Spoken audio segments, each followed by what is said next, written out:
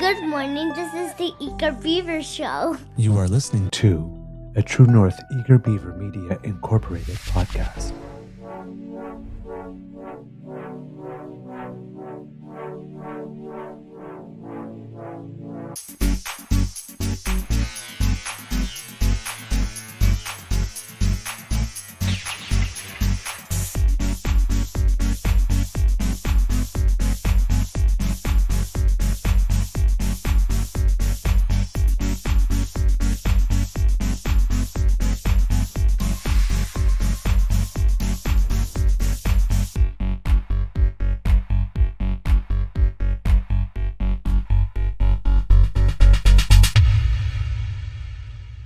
The True North Eager Beaver podcasts are proudly brought to you by our founding sponsors, the Misfit Mysteries from Corvid Moon Publishing, your source for science fiction, fantasy, and cozy mysteries featuring a broad diversity of characters, CanadianTarot.com, your uniquely Canadian online eclectic tarot community, and the Peppermaster, hot pepper sauces made from farm-fresh ingredients to thrill your taste buds and expand your mind.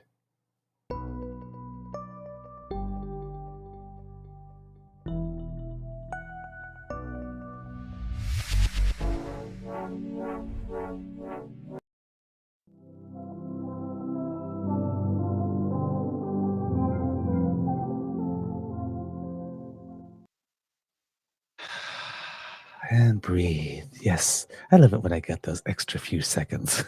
Yeah, I needed them. Well, good morning and hello, kids, and welcome to season 4 and episode number 574. 5. Yes, 4? I don't know. I don't know. Somewhere around there. Eventually we'll get it right, kids and cubs. Of the Daily Beaver Morning 75. Show. 75. 75. I was right. Yay. On the Cryo Media Network. Yeah. Get a little extra long one there because I'm feeling sassy. I'm your host, the Eager Beaver. Pronouns he, him. Hey, Mr. Beaver. And with me, as always, is my good friend, Mr. Grizzly.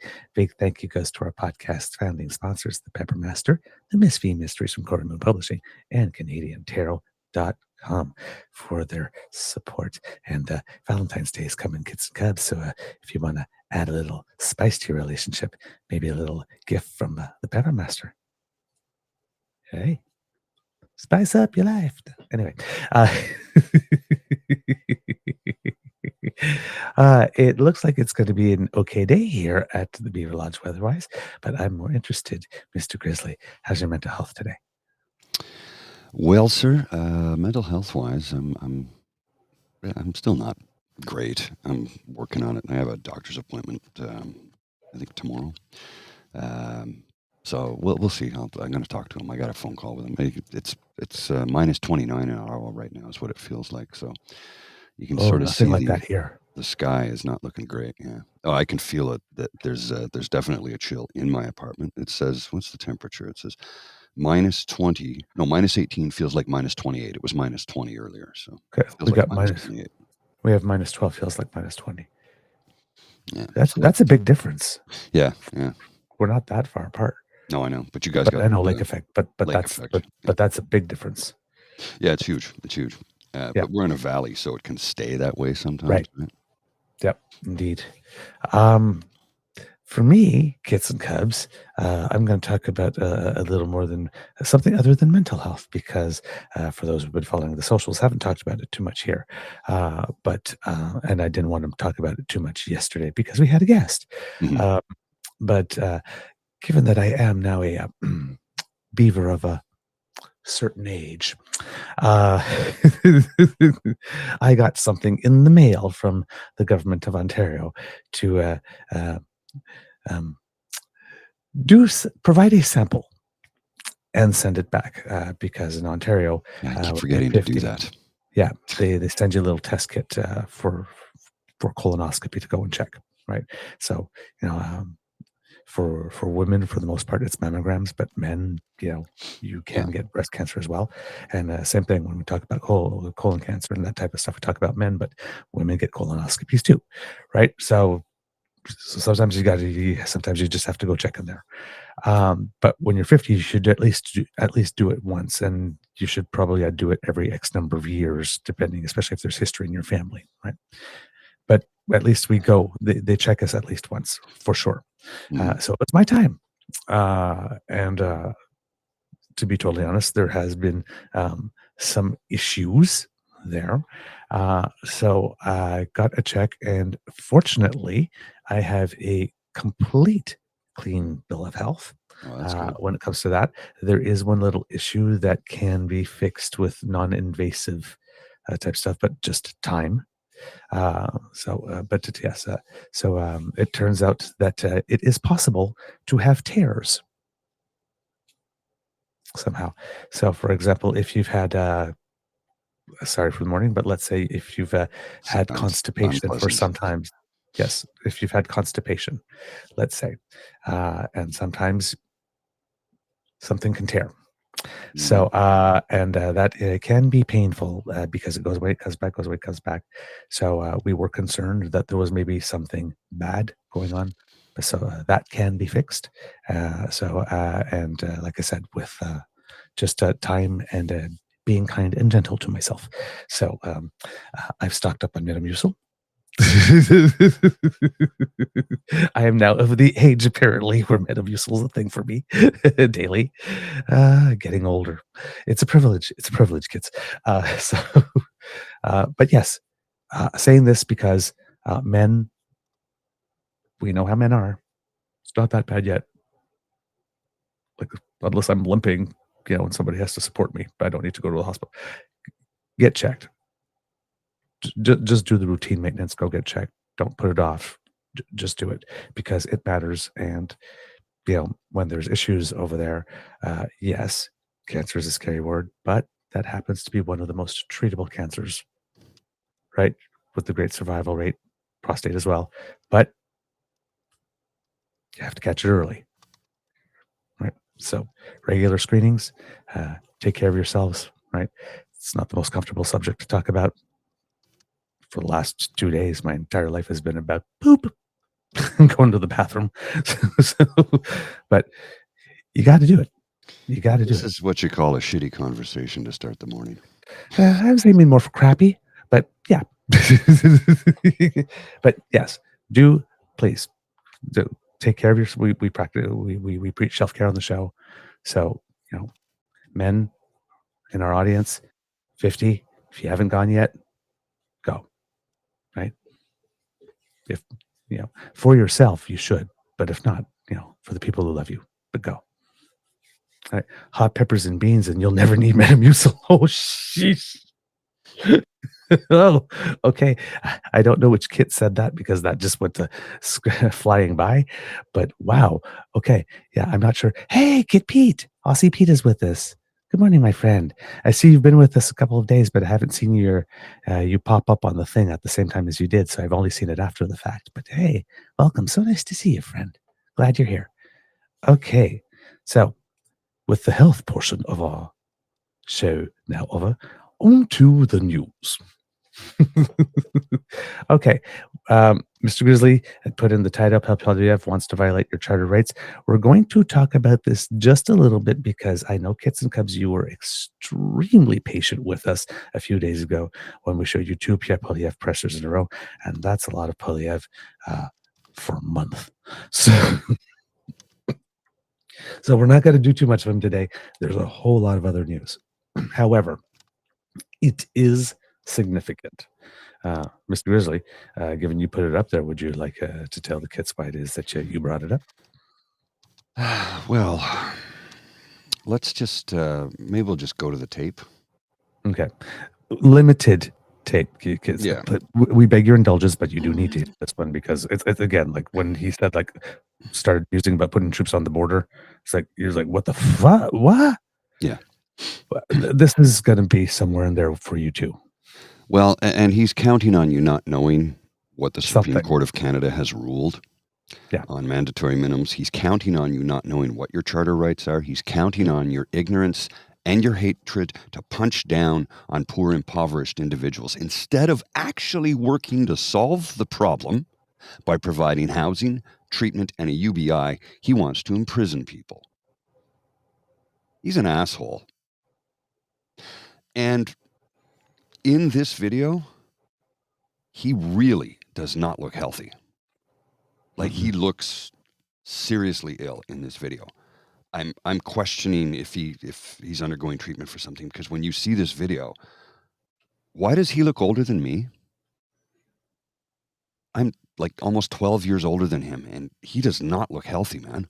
I'm not making fun of him. I'm making a statement. He does not look healthy. Mm-mm. Especially after all the effort to put into the makeover where he was looking vibrant and healthy. Yeah. And it's not that long ago, we remember. Yeah, he's not looking good. Well, and it looks like he's wearing a lot of bronzer. So is he becoming orange like Trump? I'm asking a legitimate question here. He doesn't look good. Let's watch this. Just a few minutes. Qu'on va mettre le Canada d'abord. Merci beaucoup. Imagine if the town of Brandon were to vanish, that its 50,000 people suddenly died. That is the size and scope of the fentanyl overdose crisis in the last 9 years of the Carney-Trudeau Liberals. A small, beautiful city like Brandon has vanished from our lives. Since 2016, 50,000 Canadians have died of overdoses to opioids, 9 in 10 of whom have died as a result of fentanyl. More Canadians have died of opioid overdoses in the last 9 years than died fighting for Canada in the Second World War. They are real people, brothers, sisters, sons, daughters, fathers, mothers, friends, and thousands more are still suffering. Countless of them are in homeless encampments, living in the hell of addiction and And he will do nothing to change that. homelessness. It wasn't like this before liberals radically liberalized drugs. We know what they did. They passed C5 to allow traffickers to serve their sentences in their living rooms. They eliminated mandatory prison time. They opened up our ports and our borders. 99% of the shipping containers that enter our country, 99% of those shipping containers come in without any inspection at all. Okay, so let's go to this screen, this mode here, and address the lies he started spewing right off the hop. I'm like,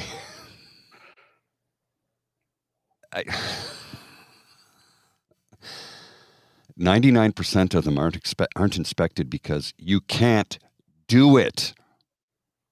It's not financially or logistically possible.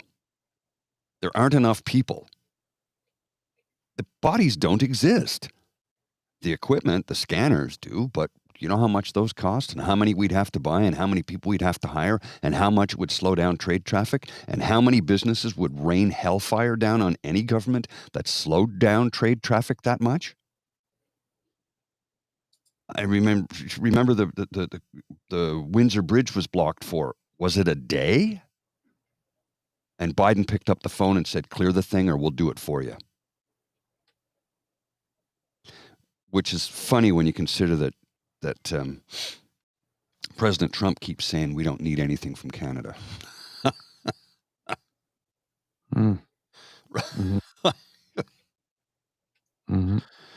So this ill individual wants to trot out the numbers of people that have died on fentanyl and blame it all on the federal government, saying the lax liberal drug laws that let traffickers go free. We'll continue for a moment or two. After 9 years of the Carney-Trudeau Liberals. I'm sorry, the Carney-Trudeau Liberals? He was never Carney has never been elected. To any Carney office. is a consultant that they went to from time to time, and they did not take all his advice.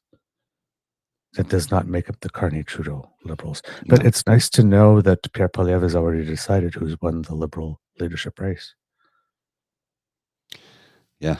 I mean, how frightened do you need to be of someone to start defining them before the vote has even been held? Yeah, no kidding. Oh my God. Poor little Ambassador PDP Bridge was stains. blocked for almost 2 weeks. I didn't know it was that long. Yeah, 2 weeks. Yeah, almost 2 weeks. Yeah. Oh, I didn't know it was that long. Yeah, okay. I didn't remember it was that long. Sorry, but all right, we'll continue. Labs in Yeah. Canada synthesize using precursor chemical ingredients that come into Canada from China and Mexico through our open border policy. But it's not happening. This is something. So does he want to close the border? Wasn't this the guy that during COVID demanded we close the border, then demanded we open them? And then demanded we open them to the United States, but the United States still had their border closed to people who weren't vaccinated. How many flip-flops does this guy need to own? Unbelievable. Something that looks like an episode of Breaking Bad. But this is not happening in New Mexico in a TV drama. It is happening here in Canada. Real life, right now. In November of 2024, police dismantled what they described as the largest, most sophisticated illicit drug super lab in the country in Falkland, British Columbia. One of the accused was out of jail after earlier convictions. Police said they seized 54 kilograms of fentanyl. Now, that might not seem like a lot until you realize that it just takes 2 milligrams to kill a human being. That means there was enough finished fentanyl to kill 27 million people. Police found enough ingredients to make enough fentanyl to kill 95 million people. That's twice the population of Canada. Police also found 390 kilograms of methamphetamine, small explosives, ammunition, silencers, high-capacity magazines, body armor, $500,000 in cash, and 89 firearms, many of which were, quote, loaded and ready to be used. Wasn't that what they also seized at the Coots border? Something like that? It's just, jogging the memory there. Days earlier, police discovered a super lab in Langley, BC, that they say was capable of producing multiple kilograms of fentanyl on a weekly basis. A Government of Canada report confirmed, and I quote, seizures of Canada-sourced fentanyl in places like the U.S. and Australia suggest that the domestic production of fentanyl is likely exceeding the domestic demand, and that Canada is now a source and transit country for fentanyl to some markets. So let me see if I get this correct. He's upset about these super labs, but the police did their job, found the labs, seized the drugs, seized the guns, seized the money, shut the labs down, and destroyed everything. Mm-hmm. So by that metric, it sounds like the system is working. Yeah, but he's trying to say that the problem is now further up the line, right? Yeah, I know, but yeah, this is right out of Trump's playbook. Yep. The number of seizures of fentanyl at the Canada-U.S. border more than tripled between 2023 and 2024, rising from 239,000 doses to 839 doses. How did this happen? Well, the Carney-Trudeau Liberals Again with the They Carney-Trudeau legalized Liberals. fentanyl possession here in British Columbia in partnership with the local radical NDP BC government. They passed C5, which eliminated mandatory jail time and brought in house arrest, allowing fentanyl dealers to do their time in their living room while watching Netflix or playing Grand Theft Auto. It sounds like that's his pastime. He went to those two things. Number one. Number two.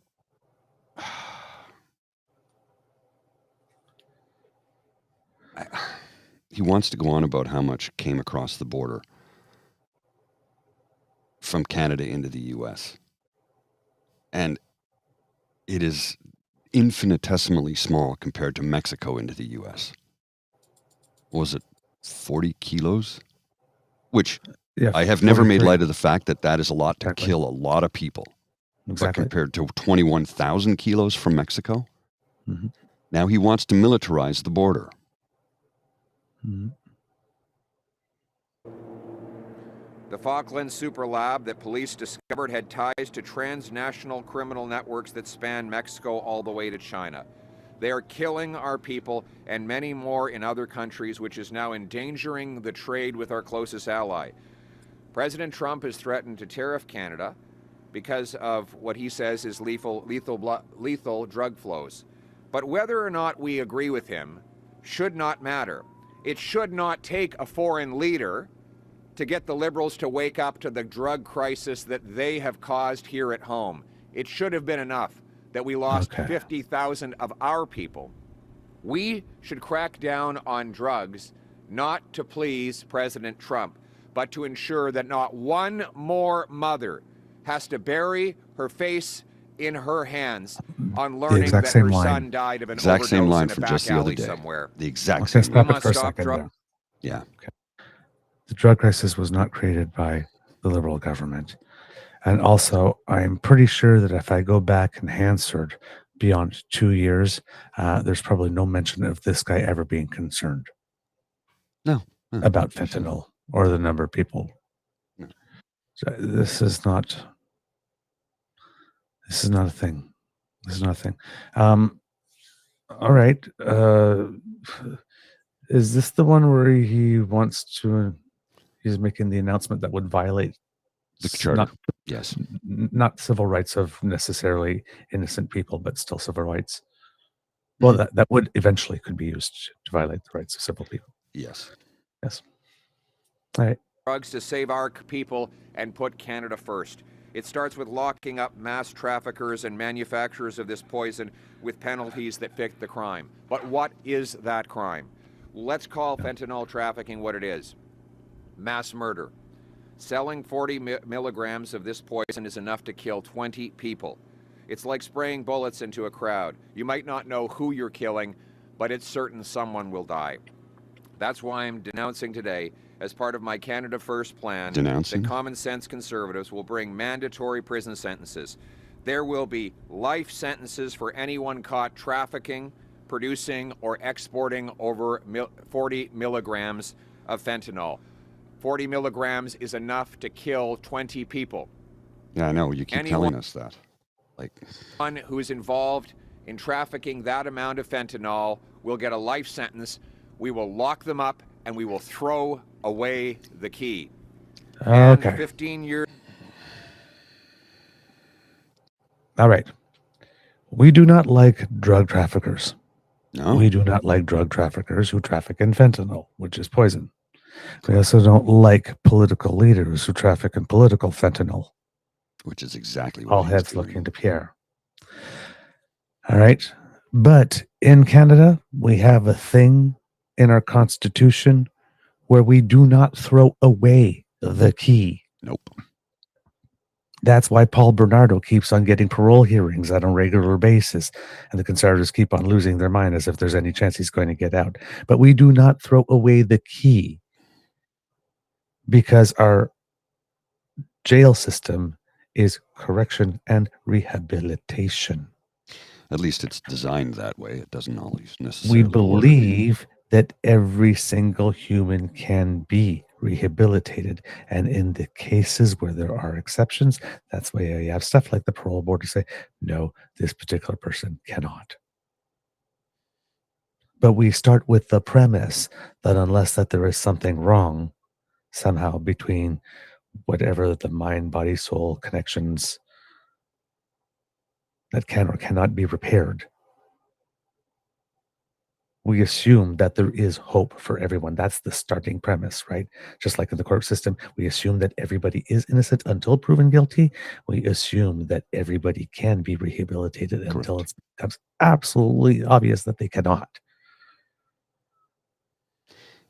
They don't. And the reason that's dangerous is because he's talking about it for drug dealers. Mm-hmm. So this is very much actually, if we're talking about following dictators, this is very much Roberto Duterte in the Philippines, this line here. Because, Yes. he wanted to execute them full out. And I get it. Because it is, if you're saying it's mass murder, you know what? It's overly inflammatory and illustrative. But I could make a case for that. Mhm. I could make a case for that. So, but making this turns our legal system not to something that's about correction, deterrence, and rehabilitation, but about outright punishment and only punishment. There is a punishment thing. The incarceration is the removal of some liberties. There is a punishment element. But there's also deterrence and rehabilitation. This is just punishment. And probably deterrence. So it's not deterrence. It's not deterrence. Well, Nobody's look. Here's the bigger people picture. Are doing it anyway because they have other needs to fill, or their lives have taken them down. So it's poverty. It's the same thing. Well, it's the same when they turn around and they say, well, you're passing these gun laws because it hurts legitimate hunters because criminals don't file for licenses. Yeah, but there are such things as stolen guns. Yes. As well, right? So also, something that I think there's something that never gets mentioned by anyone. A massive, I think I could be wrong. It's either 60 or 40%. I can't remember what the percentage is. 60 or 40% of the gun deaths in the United States of America, not shooting someone else. Shooting themselves. Yep. So having strict gun laws prevents that. As well. So, darn, lost my point. Sorry. I'm sorry. I didn't mean to knock you off your the rail there. He's just going on about mandatory minimums, which, okay, there are mandatory minimums for certain things, but he wants to lock people up and throw away the key, which we do not do in this country. That's a charter violation. Right off the bat. Right from the get-go. And prisoners, by the way, the only right they lose is the right of freedom while they serve out their sentence. They're allowed to vote. They're allowed to discuss things with their MP, their MPP, or MLA, wherever they're incarcerated. They have the same rights as you and I. And the reason they do is because the charter applies to every Canadian, or it applies to none of us. All of us or none of us. Right. So when we're talking about these things, right, think of it as the trans issue, right? They're punching down on trans people because they think nobody will stand up for them. Here they're punching down on drug traffickers who traffic in fentanyl because they think nobody will stand up for them. And it's not about standing up for the drug traffickers. See, that's the clever trick in this one. Yep. It's about standing up for the principle that no matter how horrible we believe that they are, no matter how personally distasteful we find them to be, is no citizen of Canada, because no human being deserves to be fully given up upon. Correct. That's the basic fundamental principle. And they're trying to move you away from the principle. Oh, you're going to support drug? You want to support murdering our children? No. For the same reason. But for the same reason we defend why Paul Bernardo gets the hearing. Yes. Because there's a principle in law. Never use a bad case or a most extreme case to set a legal precedent. Because then everybody falls under that same spotlight, right? Manson's, Bernardo's, whatnot, they are horrible, but they are statistical exceptions. Right? We have the parole board system like this, but we don't make that the base law. Well, and Mohan has a good point here. He says, unless they're deemed a dangerous offender, in which case they still get their parole hearing. Yes. Which is why Bernardo gets his every few years, because he's legally entitled to it. He gets his hearing. They go, no, he's a dangerous offender. We're going to keep him under lock and key. He's no less a danger than he was. Right? So we have that system. We realized, and we put that thing in there. But that's for the exceptions. the base standard level is a little lower for the rest of us. Mm-hmm. And the reason why this is important is because if we start setting the precedent that there are people on whom we lock them up and throw away the key, once that precedent has been established, once we buy that, once that becomes a national standard or belief, then just like the thing with abortion, it's about lowering that standard then. Yep. This crime is so heinous. Well, this crime is so heinous. Well, this crime is so heinous. Well, this crime is so heinous. Hey, these Black Lives Matter protests are They getting chip a little away. out of hand. These children. They chip away. And that's what happens. And this is the guy who just a couple of days ago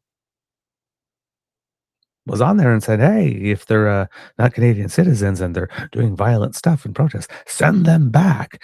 About a day after Trump was saying send them back, this hour has 22 minutes, actually has this really good skit Yeah, that we can't show, but I'm going to put it in the thing and for the kids to look at. And it's basically Pierre Poilievre has pivoted to a new plank, Donald J. Trump's.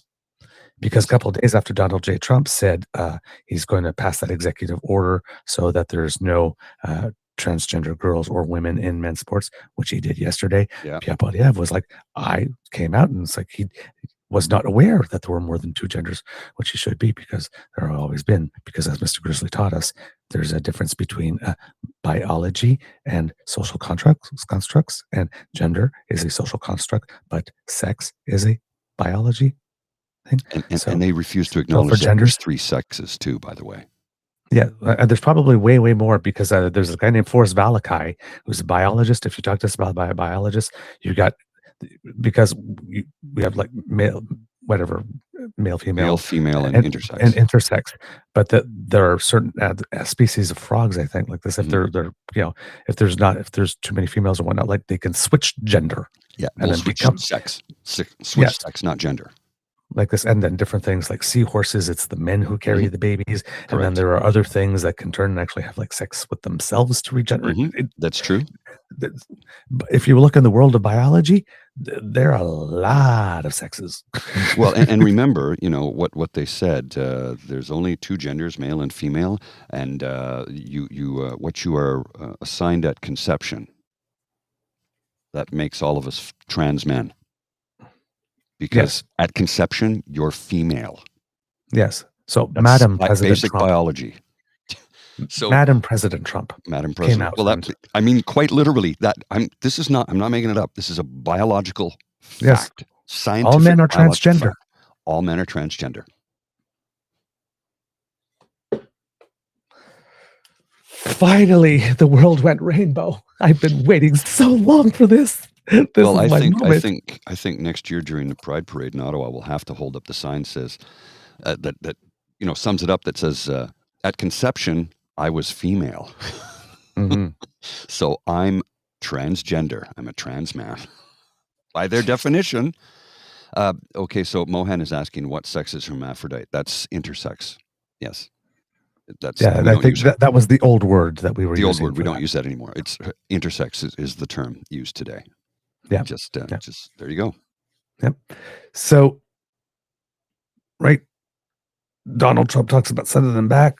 Pierre's talked about sending back. Donald Trump talks about, there's only men and women. Pierre Poilievre has started to talk about that. A couple of more instances of that lately. But the guy who said send them back just 2 or 3 days ago, I guess. And interesting how Pierre Poilievre suddenly is very media available. Wonder. Guess the hiding strategy wasn't working out for him. Or other people are doing too well with the time that they have with the public oxygen, so he now has to pull focus, but he's not doing it in very smart ways. So send them back, number one. Now, number one, kids and cubs, please understand, Canada, while not a 400 or 500-year-old country, is still, a pretty stable democracy after 157 or so years. When people are in Canada who are not Canadian citizens actually commit actual violent crimes, they are deported and sent back. So the issue again is that what is a violent crime according to PP? And does that standard of what is a violent crime change depending on the color of your skin or the garb on your head? Yeah. Right? So that's the thing, the abortion thing, right? Let's just say it's not healthcare instead of, and then we can. So this is the same principle here. Get you to believe that there are certain people that deserve to have the key thrown away on them. Lock them up, they disappear forever. And then start lowering that bar. This is an extremely dangerous concept. Oh, good. Yes. And now this is 2 in the past few days. Militarizing the border.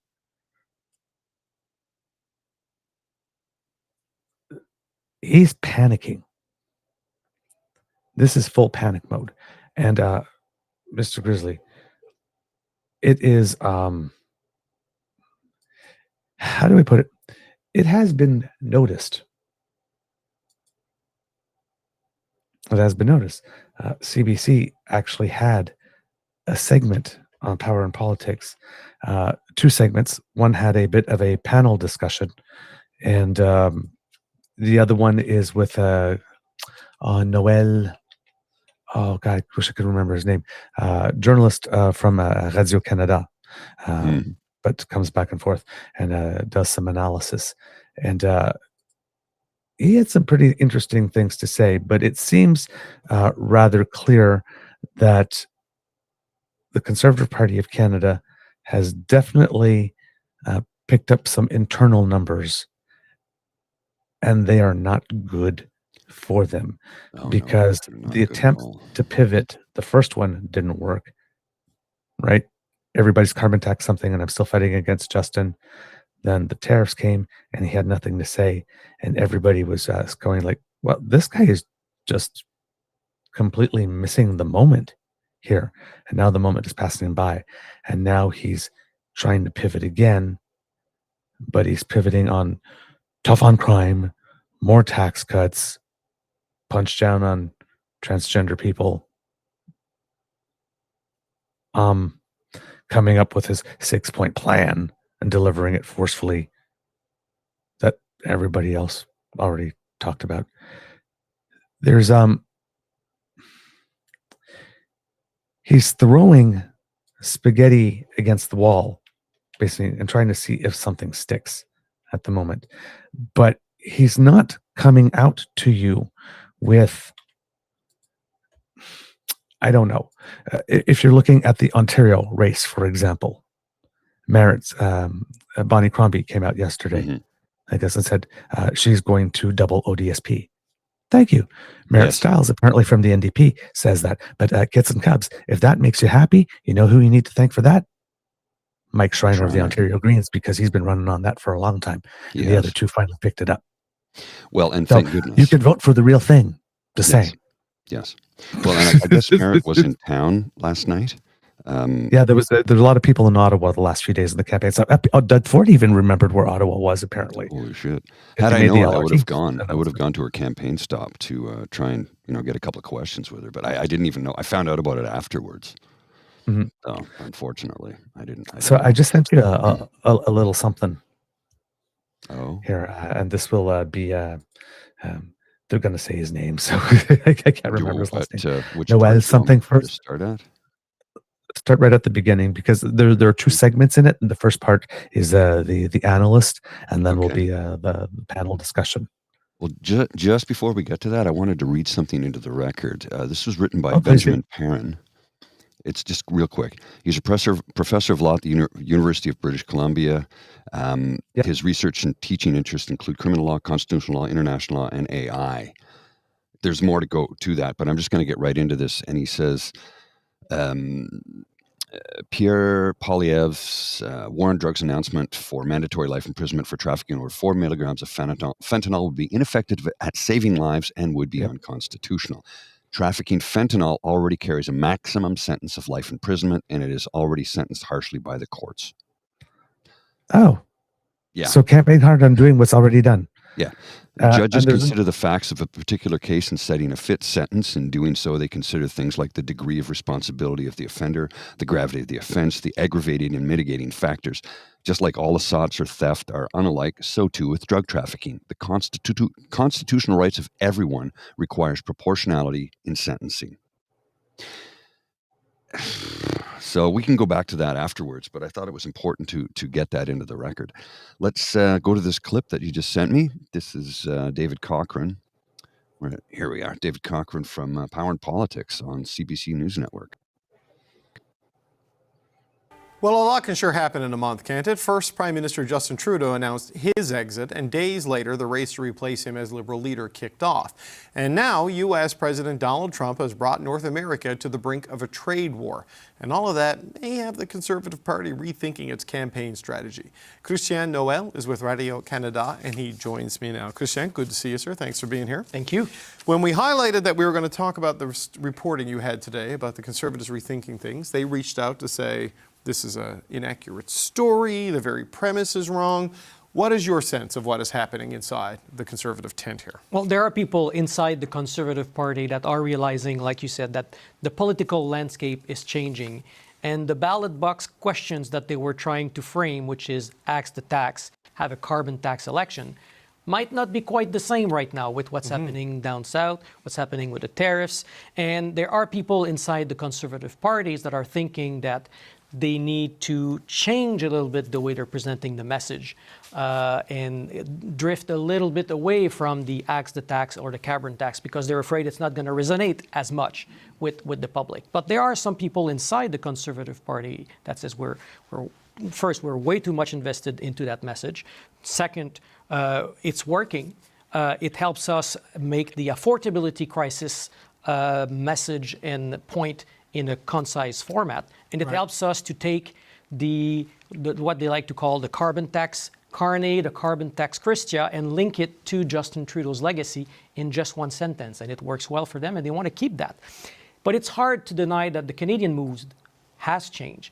And it's becoming harder for the Conservative Party, or some MPs and some other strategists thinks, that it's harder to say that Canada is broken when there's that upswell of patriotism facing Donald Trump, and they're afraid that if they go too far on that line, it might hurt them a little bit in the polls, although they're still high in the polls, and they still think that they are going to win, but they still think that if they want to maximize their win, maybe they need to adjust a little bit the message. Right. You look at the polling, and look, there is volatility, especially in Ontario and Atlantic Canada. I'm not sure where that's going to land in these turbulent times.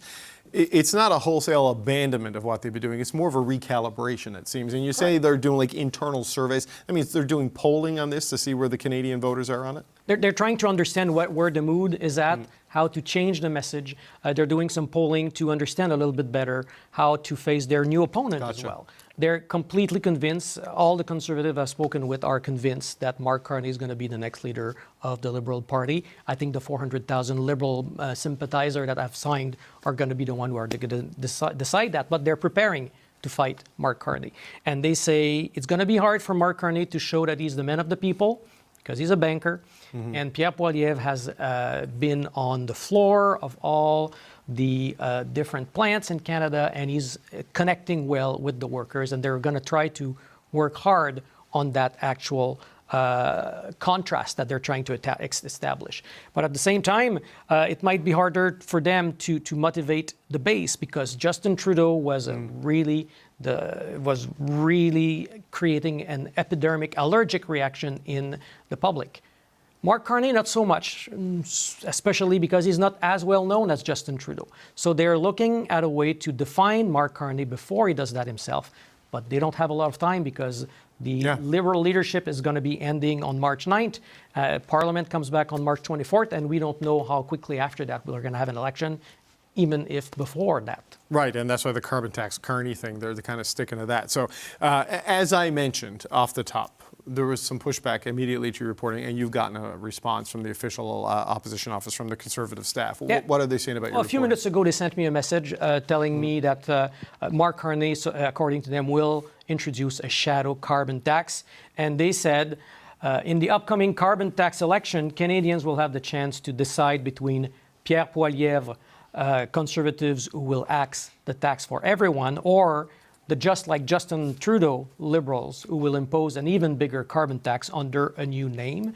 So it suggests to us that they're sending us a message that they're not backing away completely anyway from the carbon tax message, that's for sure. Okay, Christian Noel, always appreciate it.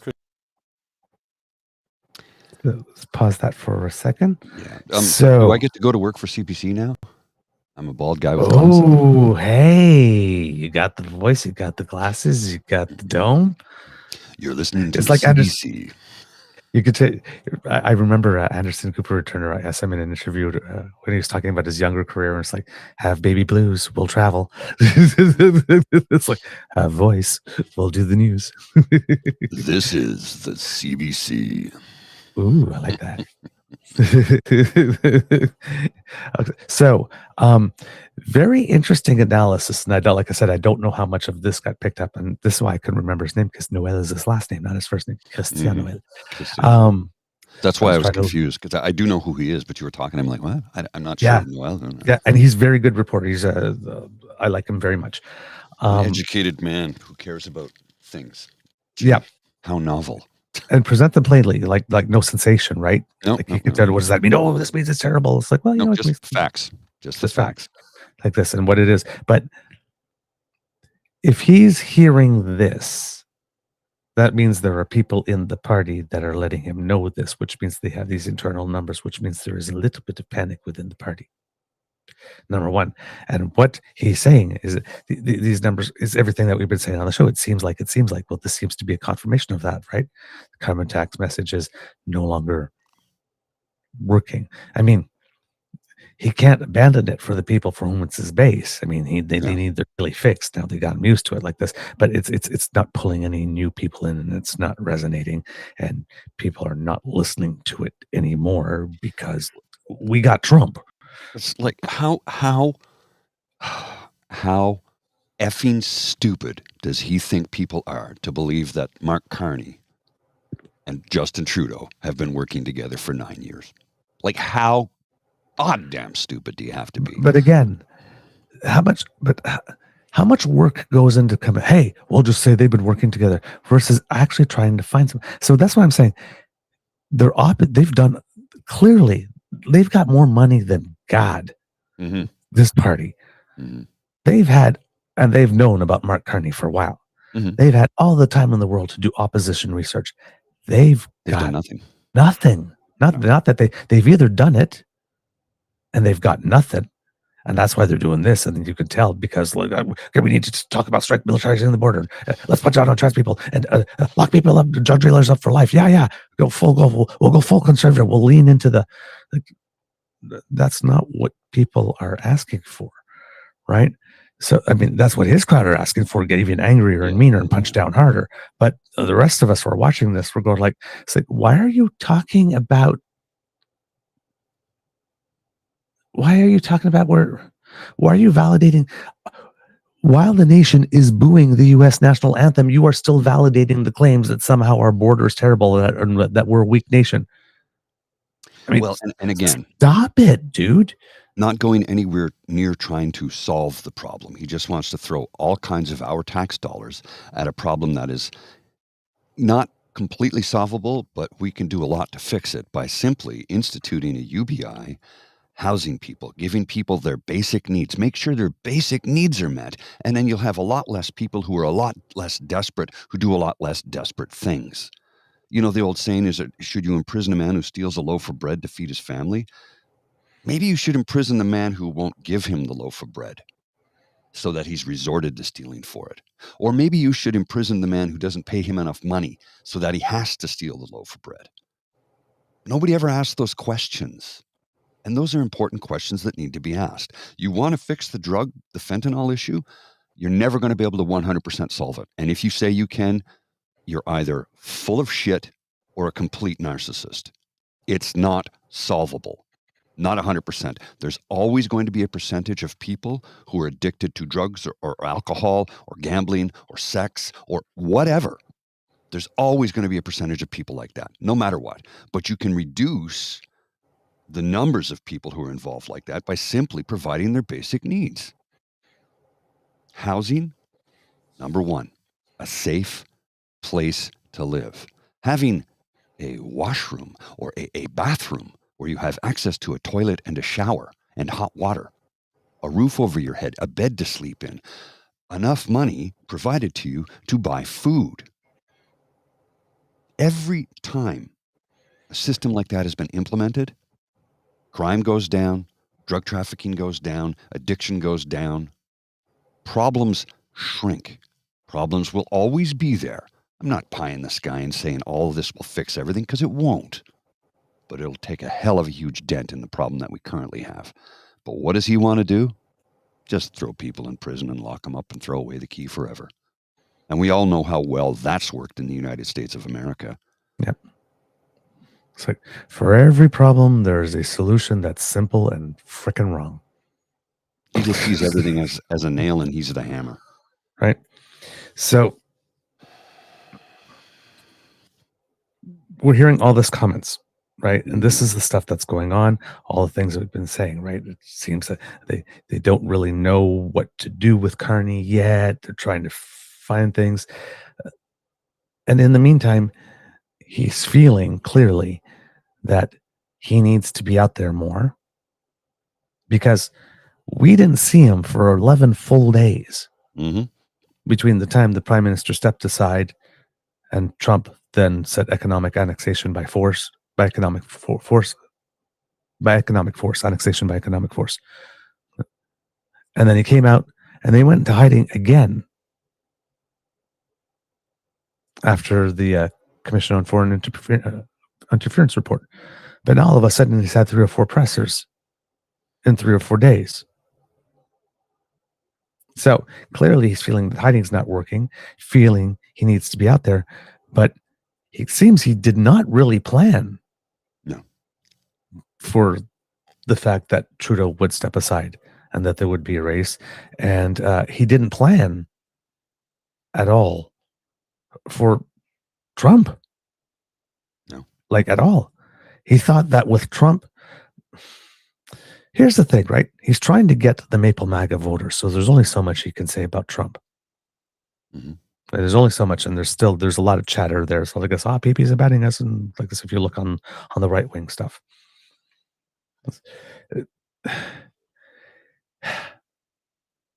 he can't go that hard, or he's going to lose them. But he's still trying to have a foot in that camp, right? He still won't say he will allow Parliament to work. He still won't say oil is on the table.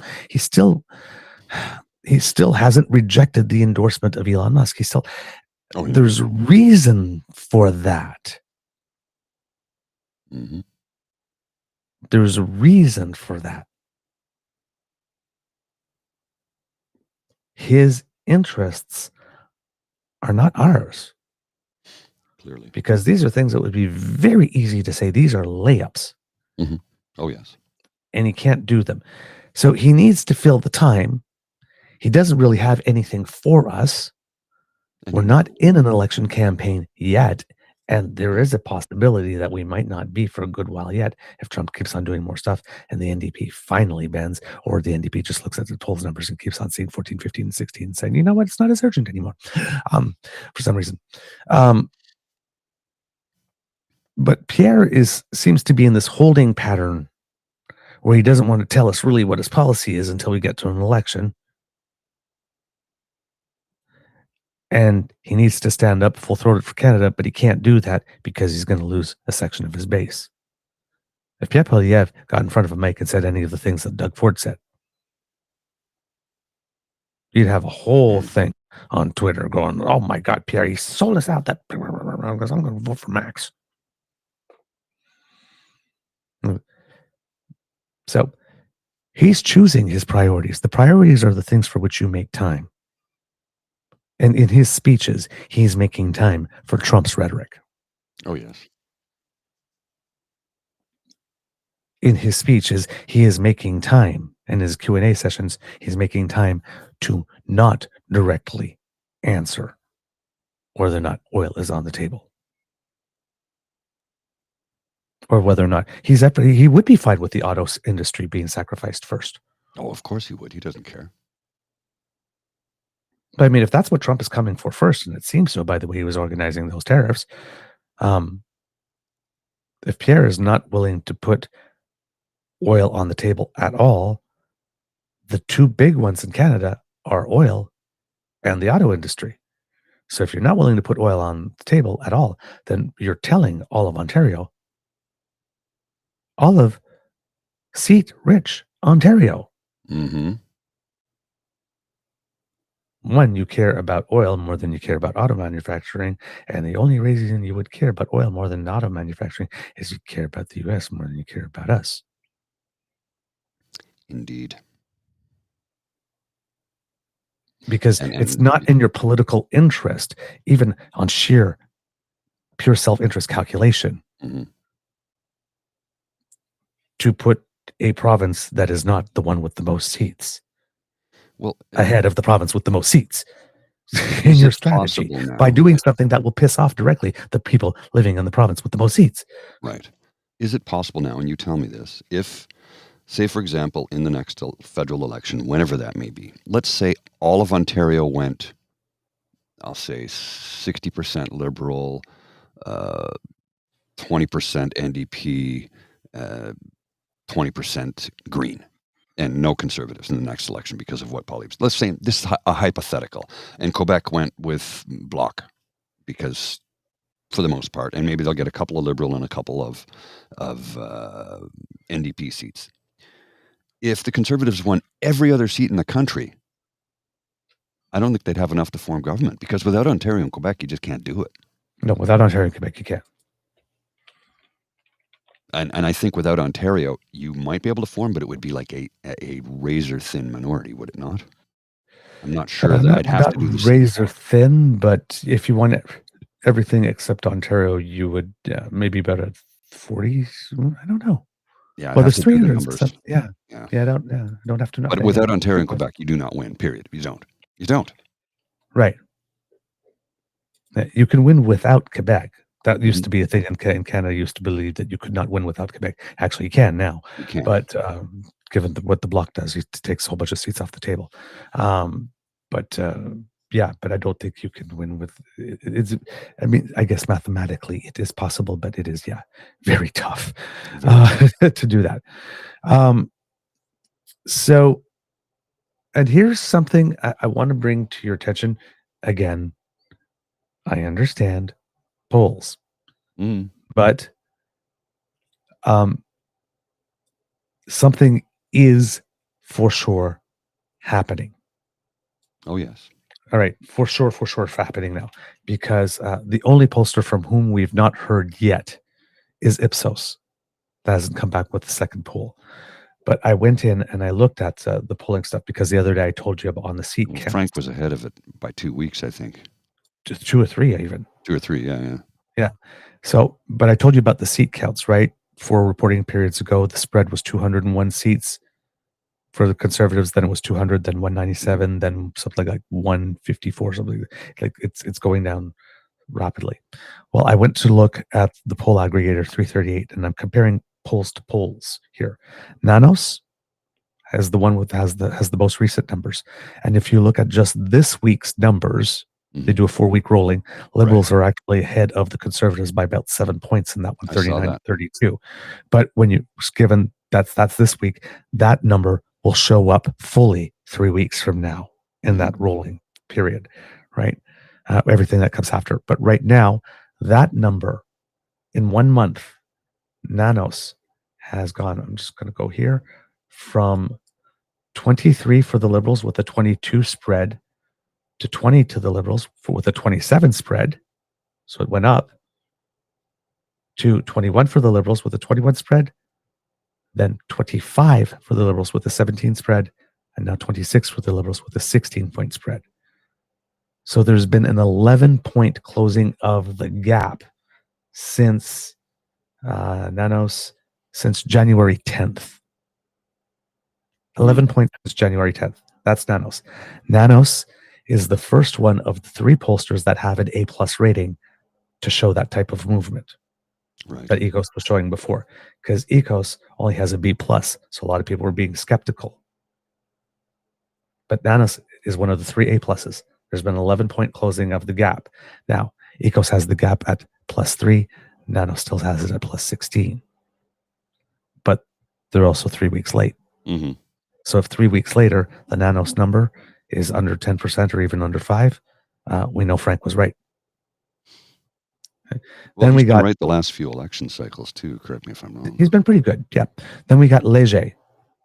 Mm-hmm. Right. Léger is the other A+ one. They came out recently, and they had on January 12th, they had the Liberals at 21 with a 26 gap. And the latest Léger has Liberals at 25, the Conservatives at 43 with an 18-point gap. That's an 8-point close in since the 12th. 11 points with Nano since the 10th, and that much with Léger since the 12th. Those are big gaps. Yeah, they are. Then let's see. Abacus is the one that's not showing anything. They got an A-. They've had 20 and then 22, but their last in the field was January 24th. So things might change there. And Main Street is the other one. And the last time the previous time Main Street had been out, they had the Liberals at 19 with a 29-point spread. And the last time they had a number was January 13th. So they were one of the early ones out, and they had already seen a 10-point closing of the gap there for them. So we're waiting for their next one. Ipsos is the one we haven't seen. Their first one was January 7th, and they had a 26-point lead for the Conservatives, but they've not come up with another sampling, and they're the other A+ one.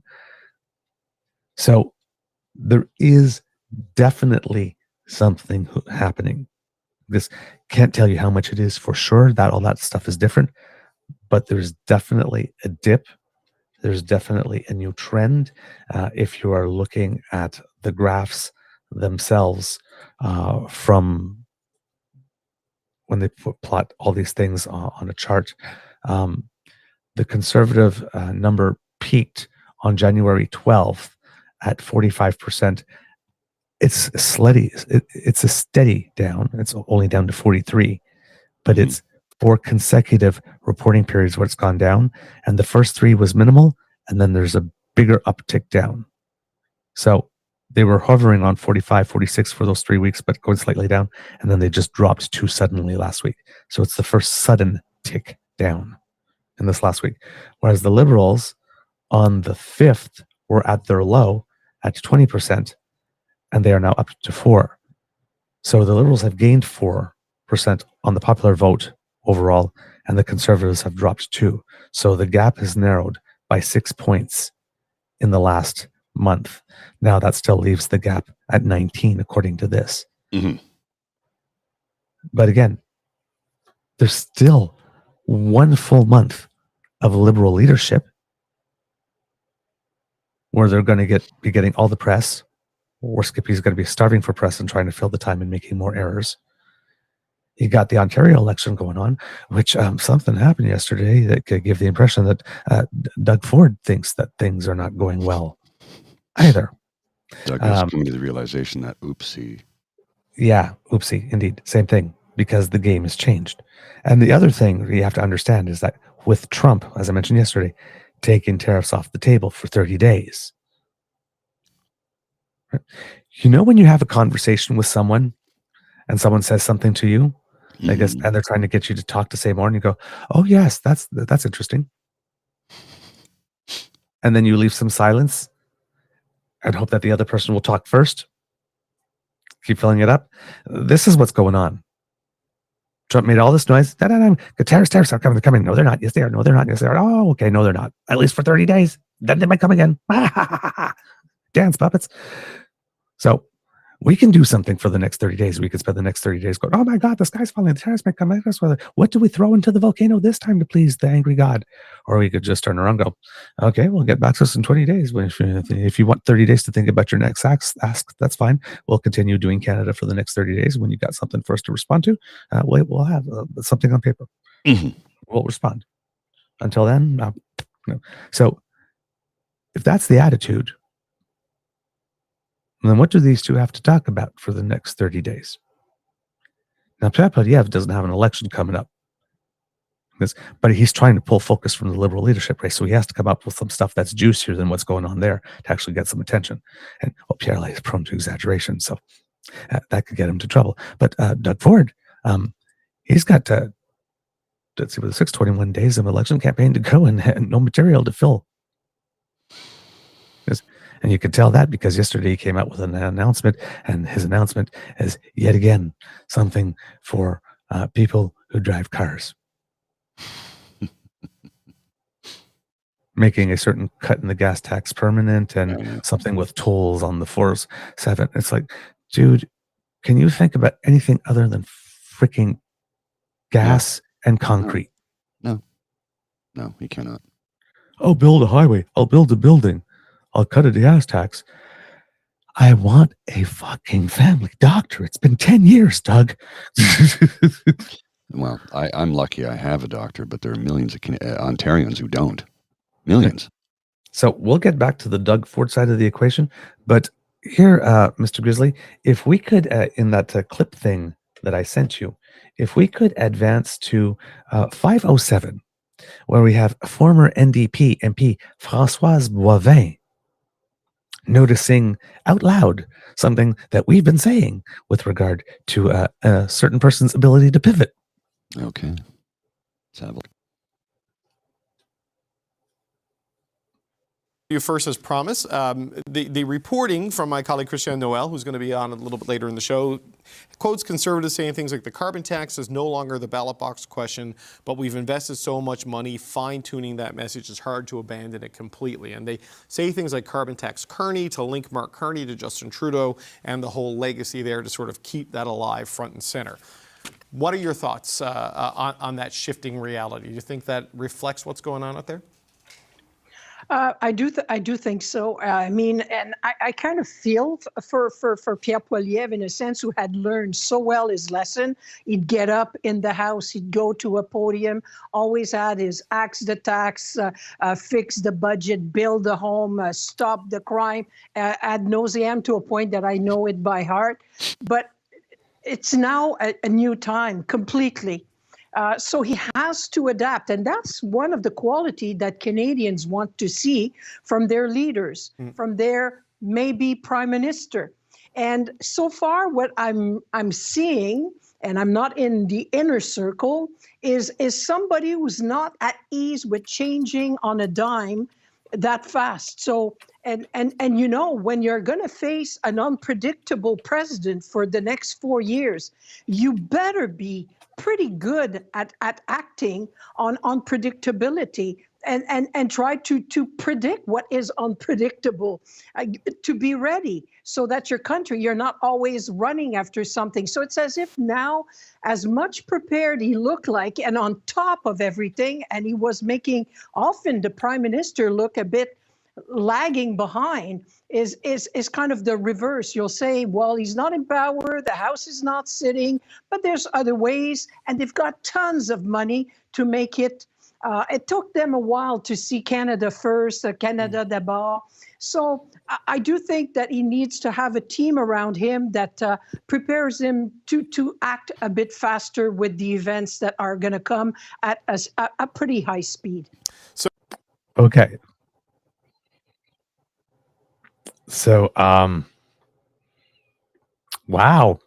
Yeah. That's, let's put it, the whole thing, Pierre thing, right, is Pierre is inevitable. Don't even bother to fight. Don't even bother to resist. Don't even bother to campaign. I got this. I've overwhelmed you. It is going to be me. That's not the case. Now we have people openly talking about this guy can't pivot. No. This guy doesn't know when to bail. We've invested so much in the carbon tax thing, we can't let it go. If you got to let it go, you let it go. Now. You cannot be emotionally attached to how clever you thought your strategy is when your strategy no longer works. Again, do you want Canada? Do you want a leader who in a crisis says, well, I prepared for I prepared for a war against the Argentinians, but now the Laotians are at our border. What do we do? Yeah. Send the troops to Buenos Aires. It's like, the Laotians are at our shore. Why are you sending the troops down there? But that's what I planned for. I've invested so much. This is not a good sign. No. A government that cannot while you're having the liberals turn around going, you know what, that carbon tax thing? Yeah, we put a lot of money in it. And they're asked about it all the time. Hey, like this, you got Mark Carney coming in a press conference. Like, I'm not a politician. I'm a pragmatist. Mm-hmm. When something doesn't work, I change it. Boom. There's your answer. Over to you, Pierre. You really want to win, but you can't change. Maybe you don't want it bad enough. Or maybe you're just incompetent. Well. Right? You can't pivot. You can't bail, I guess. And you can't pivot. If you can't pivot, and as Françoise Boivin stated, right, at the level of unpredictability of this guy south of us and how much he changes his mind and how often, if it takes you 5 days to pivot when a guy changes his mind every 4 hours, you're never going to keep up. You're going to be so far behind after 1 week. That's it. You're out of the game. You got to know what to swing at. And Pierre just cannot avoid swinging at every fucking pitch. Pardon my language. Let's go to 9:40, Mr. Grizzly, where I believe it will be another person, I think, Michelle Cadario. Now, this person is the Liberal spokesperson on the panel, so whatever bias is there. But again, some very good points. And by the way, in all of this, I am not going to be showing you clips of the Conservative spokesperson, and the reason is not because she's not worthy of hearing whatnot like this, but everything she said was the canned thing that you would expect, and completely untouched to reality. And compared to the other points being made, which are things that we can all see and observable in reality, I figured to bring you the points that I can. Had she brought one point that was connected to observable reality, I would have brought it to you, but there isn't. And that's her, Kate Harrison, the conservative from Summa Strategies. But she's still on there on these panels trying to say, well, if Parliament was still running, we'd be like when they were holding up Parliament. So she's still stuck there. So that's why I didn't bring anything. Michelle, how do you see it? I mean, they're not abandoning carbon pricing because they still believe in carbon pricing on industrial emitters, and in fact, that will play a bigger role in what Mark Carney is outlining. But and I still think they believe the carbon tax is the right way to do it on the consumer side, but there's no public support for it, so you have to throw it overboard to keep the other things. Do you think they can sell this shift, whoever comes out of this, Mr. Carney or Ms. Freeland? And what do you make of whether or not the Conservatives are in fact adapting to that? Well, to be honest, I think Canadians are well past the carbon tax now. I think it's for anyone who's following the Liberal leadership race, the only thing that's probably punched through is the fact that everyone's kind of stepping away from the carbon tax. There's just such a much bigger threat, and there's such a bigger problem right now in terms of dealing with it. And so, I think the Conservatives are smart enough that, of course, they're shifting. The attitudes have changed. People are not, as I've predicted for a while, they're not demanding that we go into an election campaign. Nobody was hoping that we were in an election campaign on February 3rd and 4th, when we were having to try and figure out a way to work back with the Americans. I thought that the Prime Minister actually had his best leadership moment on that Saturday night when he addressed Canadians and when he addressed the Americans, and talked about just the situation that we've come to, and the fact that Canada is going to have to report back or to retaliate back. So, to me, of course, the Conservatives, they're smart. They're reading the polls, and they know that right now there is very much a Canada first kind of an agenda. It's not quite so kosher to be out there saying that everything is broken in Canada anymore. And I think you've seen that already in Poilievre's messaging. They're going to, of course they're going to declare victory on the carbon tax. Because you know what? They got victory on the carbon won, tax. The problem is it happened a little bit too soon for them. But I think that absolutely, if they're still talking about just the carbon tax 6 months from now, or even 2 months from now, I think that they've got big problems. Emily, I mean, I know the carbon tax is not going to be a defining issue in Quebec because of the cap and trade system. There is no, public-facing cost there. I just wonder how you view how the issue set is changing with the imminent departure. I mean, like 30 days from now, we'll know if tariffs are back on or off, and 35 days from now, give or take, there will be a new Liberal leader and soon a new Prime Minister. What do you think that's doing to things? As I was saying earlier, I think we're really going through a moment where people are thinking in terms of nation building for the first time since, at least for my generation. I think it's the first time we're going through this at that pace. And what it means is that it's going to be hard for the Conservatives to even push forward an economic policy that is going to sound pro-Canada if it's actually right-wing policy that sounds like what the kind of reforms that Donald Trump wants to do in the United States. For example, if people decide that what defines them as Canadian is our healthcare system, good luck trying to push forward privatization of the healthcare system, as Pierre Poilievre has been trying to do, as you're trying to define Canada in a position with the United States. Even when it comes to attracting foreign investors, who are those investors from? America? Because if that's the case, once again, it's about deregularization, very much like what Donald Trump has started to do, so that our environment is more like the Trump United States. And so there's a set of economic policies that Pierre Poilievre has been pushing, not just in the last year in terms of his key messages, but for basically as long as he's been in politics, as somebody who's been very much a student of the Chicago School of Economics and Milton Friedman and whatnot. Those sounds a lot like some ideas that the Republicans are pushing. And if, as Canadians, we're trying to define ourselves as different from the Americans, it's going to be hard for anyone of any brand, really politically, to be saying that we should be having a vision of our country that actually makes us more like Donald Trump's America. And so that's, I think, the existential question that Pierre Poilievre has when it comes to Canada nationalism being about we are more compassionate. We do believe in a sense that the state has a place for the welfare of our citizens. If you're trying to do more of that, you're actually making us more like the US at a moment in time in history where Canadians do not have an appetite for that. That's his real challenge. Kate, your thoughts on that? Yeah. All right, there you go. So, excellent points. Excellent contextual points, right? There's just no appetite. Like I was saying, like this, booing the U.S. national anthem right now. It's like, so any talk about Americanizing us in any way, like there's not going to go over well. There is not a spoonful of sugar big enough to make that medicine go down, and that's all he's got. Because that was the whole point of the Conservative campaign, right? Was to give us a Liz Truss type. By the way, let us remain calm and not dive into some speculation.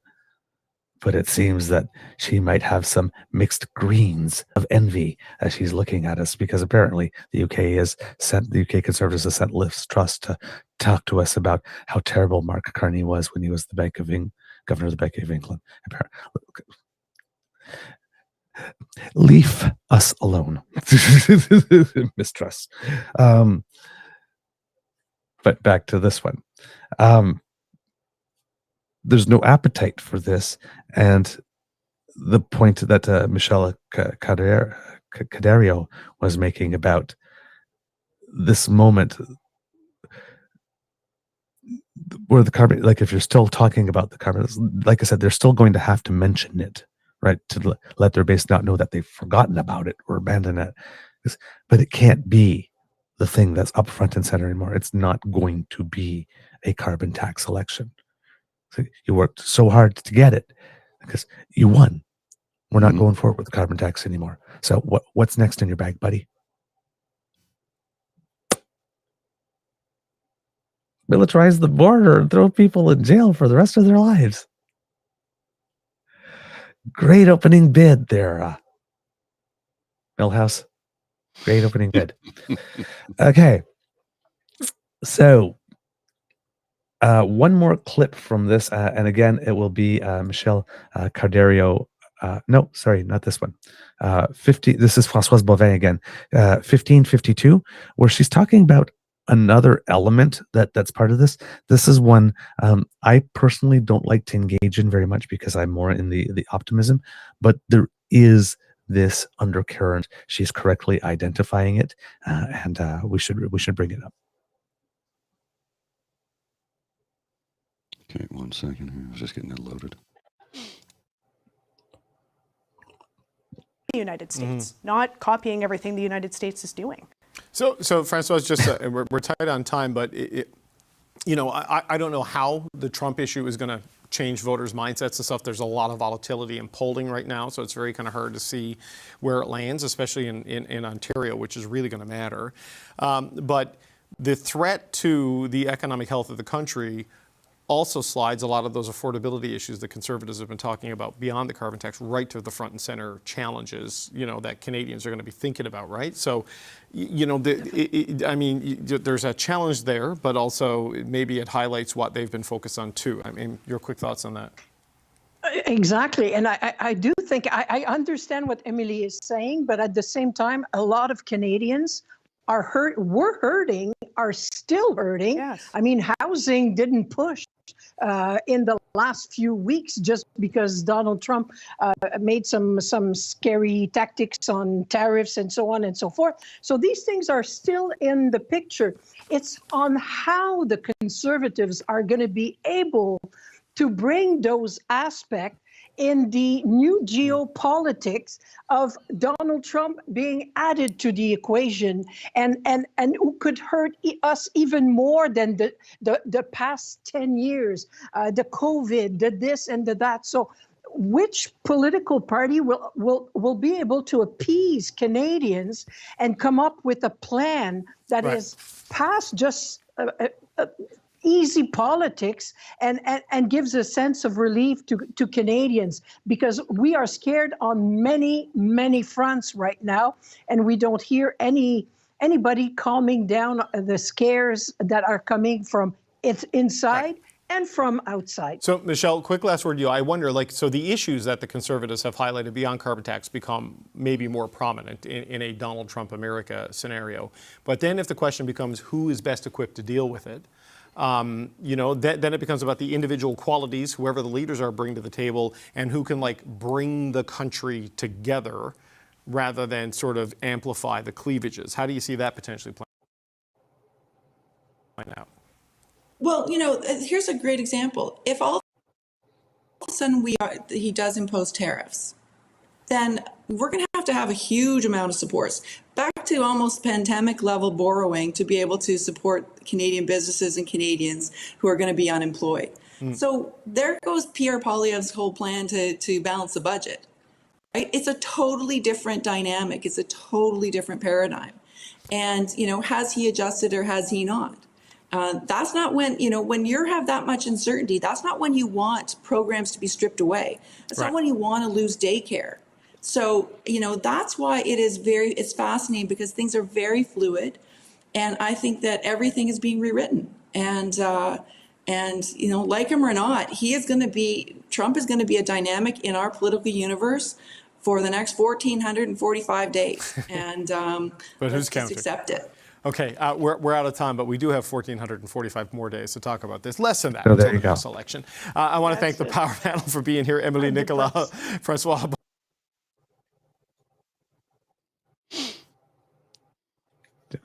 So again, the reason I'm bringing you these elements is the quality of the points being made is at a such high level. And I just could not bring you any of the Conservative part because she was just not playing the same game. Just not playing the same game. But all these elements, how the game has changed, the chessboard is shifting, right? And can you adapt? Can you pivot? Can you present a new face? Can you be nimble in this new reality? All these questions are being, and how they apply and how they would apply in the real world if you had power and during the campaign. All these things are real. And we're seeing them in real time. We're seeing people trying to adjust on the fly, and they're not doing very well. And I noticed that Linda M, I think, put something in the chat because Evan Scribshaw did have an article today, and I did read it. There's adding to the Pierre Poilievre's troubles because Main Street research has been showing that if you looked at the Ontario numbers alone, that the Liberals have pulled ahead of the Conservatives a little bit in Ontario. Well, there's also been more data yesterday from Leger, right? Again, another like I said, one of the A+ pollsters. And Leger is a Quebec-based pollster. So out of all of the pollsters, this is according to Evan Scribshaw, Quebec is the area that Leger would know best in terms of their polling. So they did numbers for federal vote intention in Quebec. And it seems that, according to these numbers, the Liberals are in a tie for first with the Bloc again in the province of Quebec. The narrative for the last few weeks had been, well, the Conservatives are ahead if even the Liberals have even in Quebec. Now, as Evan Scrimshaw points in his article, the way that the vote is distributed in Quebec for the Conservatives, there's not much difference in terms of seats for them between 17 and 24% for them. But I believe, if I'm not mistaken, that it was showing both the Liberals and the Conservatives at 38 in the province, and then was the Conservatives. So that would be a sudden shift there. But if Leger knows Quebec best and has the Liberals and the Bloc tied there, and ECOS has been seeing for a long time a narrowing down to a statistical, that's now gotten, not for a long time, but narrowing for a long time, that has now gotten to the point of being statistically insignificant. And if Main Street, B-, I guess, has the Liberals with a 3-point lead in Ontario, again, all these data points are not replicating exactly overall across all the polls yet, but the movement seems to be going that way. But if the Conservatives have internals, like Christian Noël is suggesting, that are causing them to do all that, I would have a sense that maybe Mr. Graves is a little more right than a lot of people have been giving him credit for. Because you don't have this type of mass panic in a party that just about a month and a half ago was preening around like peacocks. Very, very smug. Oh, yes. Very arrogant. Still pushing the narrative that they were inevitable into doing things like stalking other people's events during a leadership campaign, as Melissa Landsman did, suggesting some people are radical drug activists. So suggesting that the boy you would bring home to mama gladly is a radical drug activist. I'm proposing to militarize the border, proposing to violate the Constitution 3 ways from Sunday. Oh, yeah. I'm pretending that you have gone through life in a pluralist country like Canada for over 47 years and have never been made aware of more than 2 genders, and expecting people to take you seriously. Come on. This is panic. We had a show a long time ago with the title, Pierre Poilievre is not inevitable. He's not inevitable. We're seeing it. And you know what we're also seeing?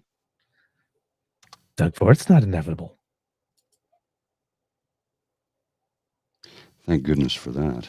Doug Ford appears to not be inevitable because something happened at a Doug Ford campaign yesterday. And it was kind of interesting.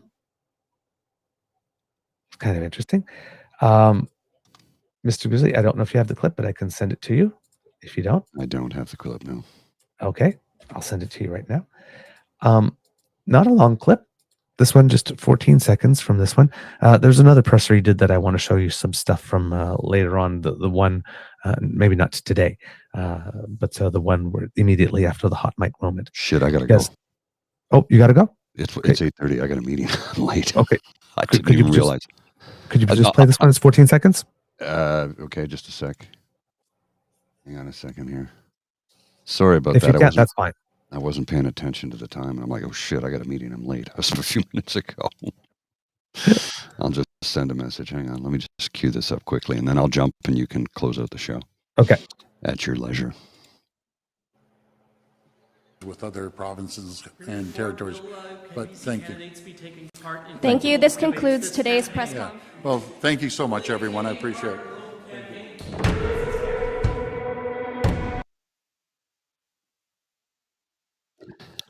What did he run away for? Like, was he afraid that they were going to ask him a question that he would? Well, clearly the press conference was going to, because if you saw the press conference from the day after, it really did not go well for him. So clearly he came out with more announcements, and they were asking about those things again, and he's decided to go off.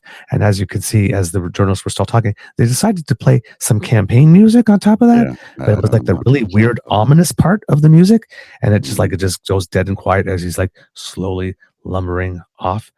And this is Richard Southern of City TV News in a tweet posted this and said, "Watch, Doug Ford walks away from the podium with journalists still waiting to ask him questions as his campaign now moves to restrict the number of reporter questions. We've been informed that only the first 6 reporters in line will now get to ask a question." And I wonder who forms the line. Good question. So in a campaign that you yourself called, correct, you decide that you are no longer taking more than 6 questions. Campaign that you called because you had so much to say. What does that tell you?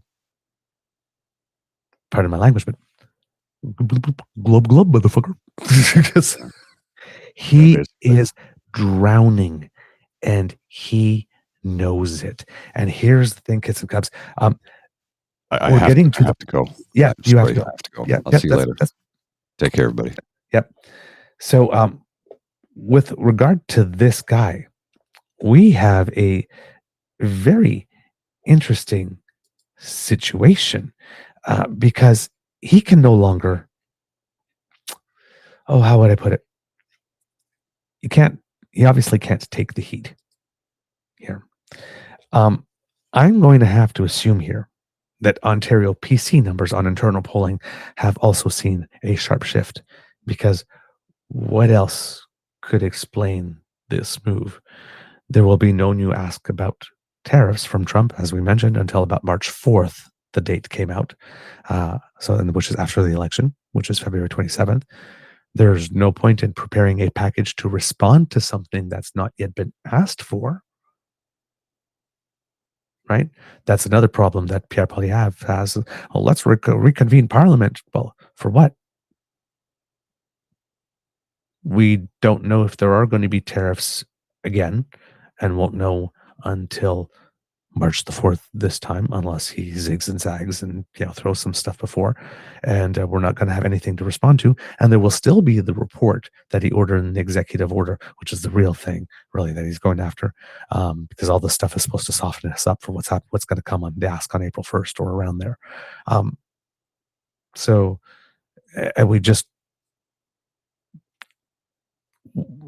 Why guess what it is that he wants and throw things. Because I mean, if I'm sitting there and I'm thinking, gee, I don't know, maybe I would like this, maybe I would like that, and somebody comes to me, hey, how about we do this? Oh, that's nice. I would take that. But I'm not that sure yet. You don't just go in and start offering stuff. So there's no point in preparing a package. We don't know what we're preparing a package to respond to. So what does Doug Ford have to campaign on for the next 21 days, given that there will be nothing to feed the tariff issue? Well, he has to start campaigning about what he would do to Ontarians. Yeah, because he certainly can't campaign on what he's going to do for them, because there was no plan to do anything for them. The plan was to run on Trump and tariffs for 27 or 30 days. And he's got nothing. Making that cut on the gas tax permanent, not taking tolls on a certain part of the 407. Okay. As someone who doesn't live in Toronto and doesn't drive, I don't see how that helps me in any way, shape, or form. I might get a benefit, I guess, in lower gas prices, maybe in lower price, but probably not lower prices really. So, yeah. But I hate to say being caught with his pants down, because Bonnie Crombie keeps on saying it when she says it. She makes it sound really weird. But he's been caught with his pants down 3 times with regard to maybe not being Captain Canada, as he was presenting himself as being. 1, a hot mic moment in which he outwardly says that he wanted Trump to win. And this after knowing about January 6th, that Trump was adjudicated as, had defamed E. Jean Carroll, and then adjudicated, yes, as a rapist for all intents and purposes under New York law in the E. Jean Carroll trial. And then he defamed her again, and then she won again. So after all that, after 34 felony counts, and after openly campaigning on tariffs against Canada, he was okay with President Trump. Wanted him to win, was happy. Worse yet, as we mentioned, in his first press conference following the hot mic moment in this first press conference following the hot mic moment becoming news, and a super quick turnaround of a campaign ad by the Ontario Liberal Party. Good move. If you've seen it, really well done. When asked 3 times in that press conference why it is he said he supported Trump, he had no answer. Like, none. And one of the answers, he tried to say, well, the guy makes me swear. I think he makes a lot of guys swear. People didn't have any problem with you saying fucking, when he said he fucking yanked us. I think he meant shanked us maybe, but because yank is pulling out instead of jabbing in. Yeah. Right? No answer. I guess I'm trying to make us like, yeah, nobody had a problem with you swearing. People had a problem with you still saying that you wanted Trump to win after all the additional things we knew about him, because he was unacceptable before. But hey, so yeah, made it about the swearing and then pivoted away and started motor mouthing the way he does about other things. And then when asked twice, why did you think things would be different with Trump this time than they were the last time? He also had no answer, and then pivoted quickly to motor mouthing about other things. Those are the 2 questions he probably should have expected to get. And he had no answer other than try to slough them off with the whole, well, gee, he makes a lot of people swear. Dude, come on.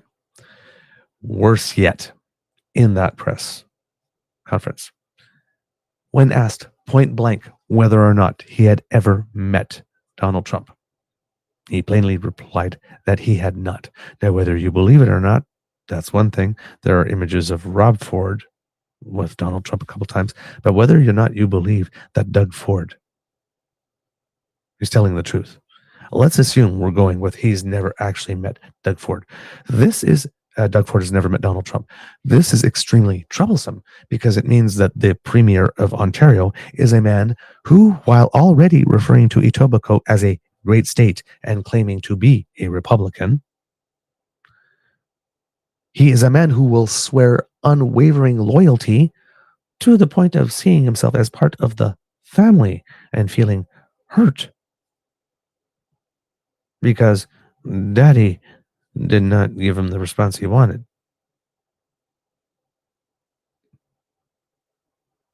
A man who will swear unwavering loyalty, even in the form of offering tribute to the benefactor who funds said man to the tune of $100 million, swearing loyalty to a human being he has never even met.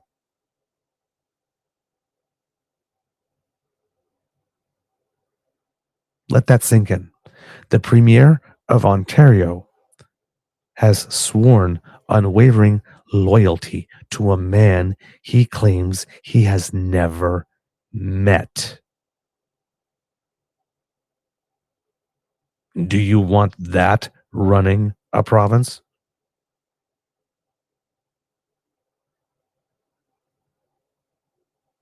This is not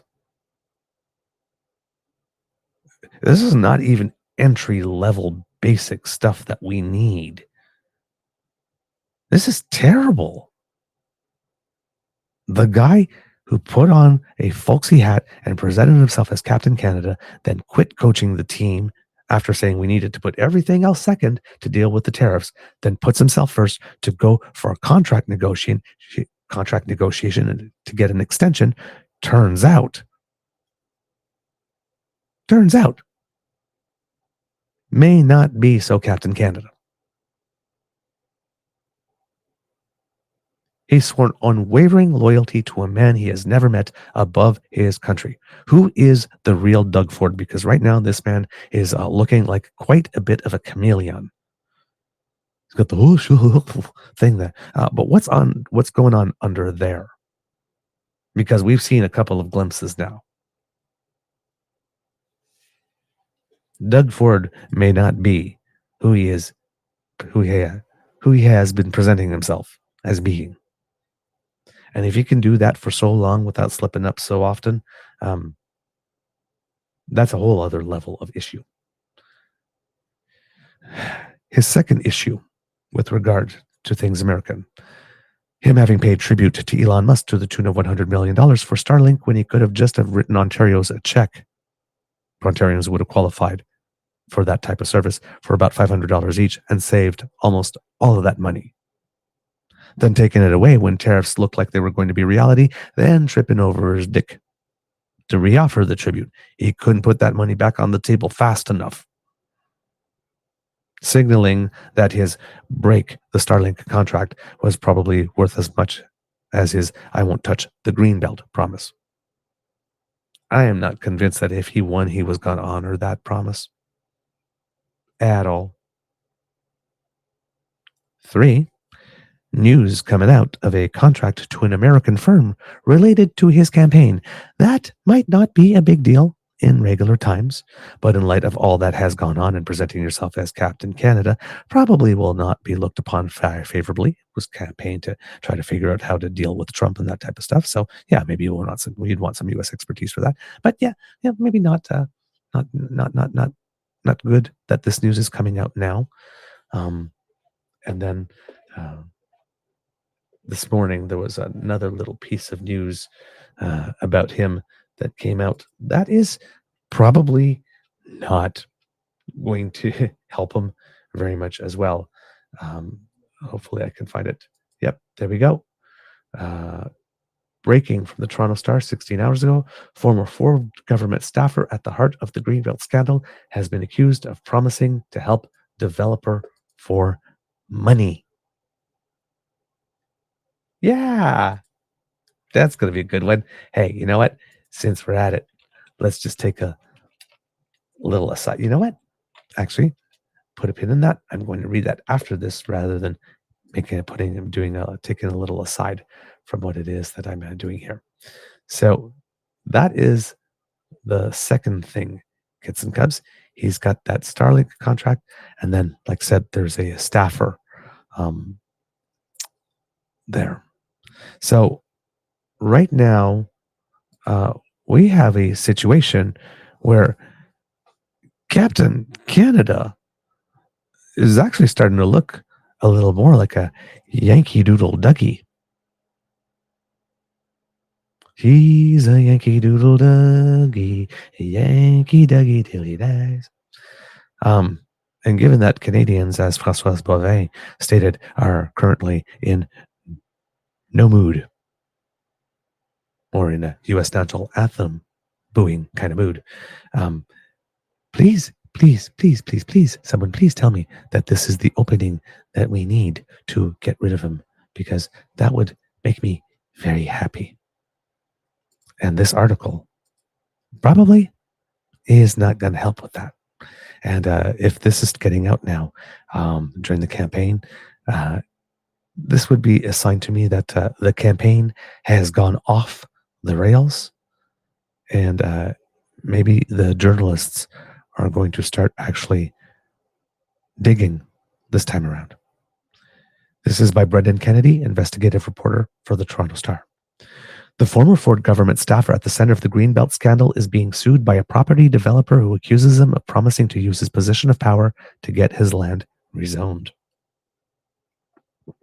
In exchange, the lawsuit alleges Ryan Amato and former Ford staffer Shiv Raj would be discreetly paid by the developer for their, quote, lobbying services. Both men were working for the government at the time of the alleged agreement. The allegations are made by Oakville property owner Amanpreet Jakar, as well as two numbered companies that own properties in London and Grimsby. Jakar and the companies are suing Amato and Raj, as well as construction company Frontier Group of Companies Incorporated and Frontier's founder and vice president, for $2.2 million, accusing all defendants of negligence, breach of contract, fraudulent misrepresentation, conspiracy, and other offenses. None of the allegations have been proven, and all of the defendants have told the court they intend to defend against the action. The lawsuit was first reported by The Trillium. Joshua Henderson, the lawyer for both Raj and Amato, said in a statement that the lawsuit contains false and baseless accusations, and that both Raj and Amato acted, quote, in full compliance with the law and will defend any claims to the contrary in court if called upon to do so. Hold on here. There we go. Thank you so much. There was just a thing that had covered the text on my screen, so I had to deal with that. The lawyer for Frontier Group and its executives wrote in an email that his clients were not prepared to comment. Quote, having said that, do keep in mind that the allegations in the lawsuit are simply that, said Constantine Alexiou. My clients will vigorously defend the claim as necessary. The lawsuit claims Amato and Raj said that they would use their, quote, back-channel contacts and political connections to secure rezoning approvals during a meeting in the summer of 2023. That August, Amato resigned from his post as chief of staff to former Housing Minister Steve Clark after an Auditor General's report identified him as the architect of the province's since-reversed scheme to open up parts of the Greenbelt to housing. The initial plan, the Auditor General found, would have enriched a select group of well-connected developers by more than $8 billion. A subsequent Integrity Commissioner report concluded that Amato was, quote, the driving force behind a flawed process which provided an advantage to those who approached him, end quote. The RCMP has been investigating the scandal since October 2023.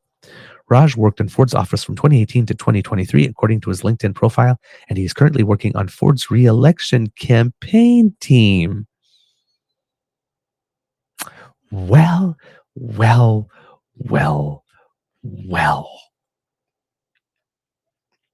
Wow. Okay. That's an interesting little tidbit. A spokesperson for Ford's campaign said Ford is unaware of the lawsuit and the province has no involvement in it. That's probably correct, but unaware. Come on. The spokesperson added that the Ford government has never considered any changes to the three properties in question. Following an initial meeting in the summer of 2023, Jakar and the numbered companies claim they subsequently entered into an oral agreement with Raj and Amato in which they agreed, quote, to provide lobbying services to obtain the rezoning approvals, and their fees would, quote, be, quote, baked into, quote, the fees charged by Frontier Group. The properties, all purchased within the last 6 years, were bought with the intention of having them rezoned for development, according to the statement of claim. The Oakville property was to be rezoned for residential high-rise units, the London property for industrial use, and the Grimsby property for commercial and residential, according to the lawsuit. Jakar and the companies alleged that Raj Amato and the Frontier Group's executives said they could obtain the preferred zoning within 5 to 8 months.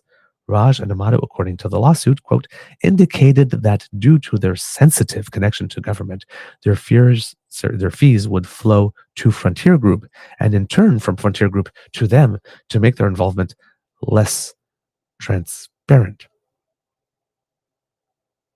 Shades of Donald Trump funneling money to Stormy Daniels through Michael Cohen. Yeah, we're working with the government, so it would be a little sensitive for you to write a check directly to us in our name. So if you write the check to the Frontier Group, and the Frontier Group will then make sure we get our cut. That will make our involvement, quote, less transparent. Because that always lets you know that you're involved in stuff that's above board. When somebody says, hey, let's make this, let's create a trail with several stops along the way rather than just a direct path so that it will be less transparent.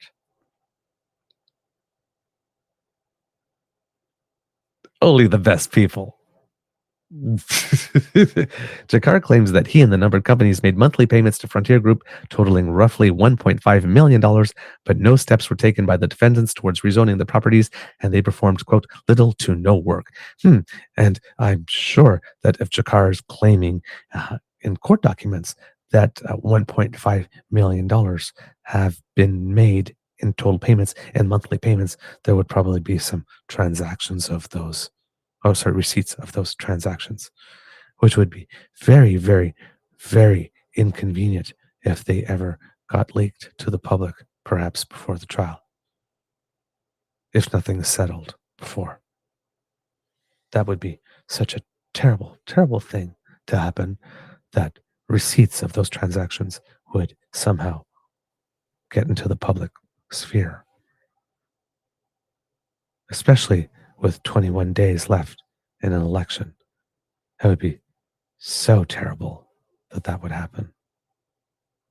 Nobody should leak such documents. That would be an awful thing to do. This is Canada, after all. Such passive-aggressive behavior is frowned upon. Sorry. Was I smiling there? Sorry.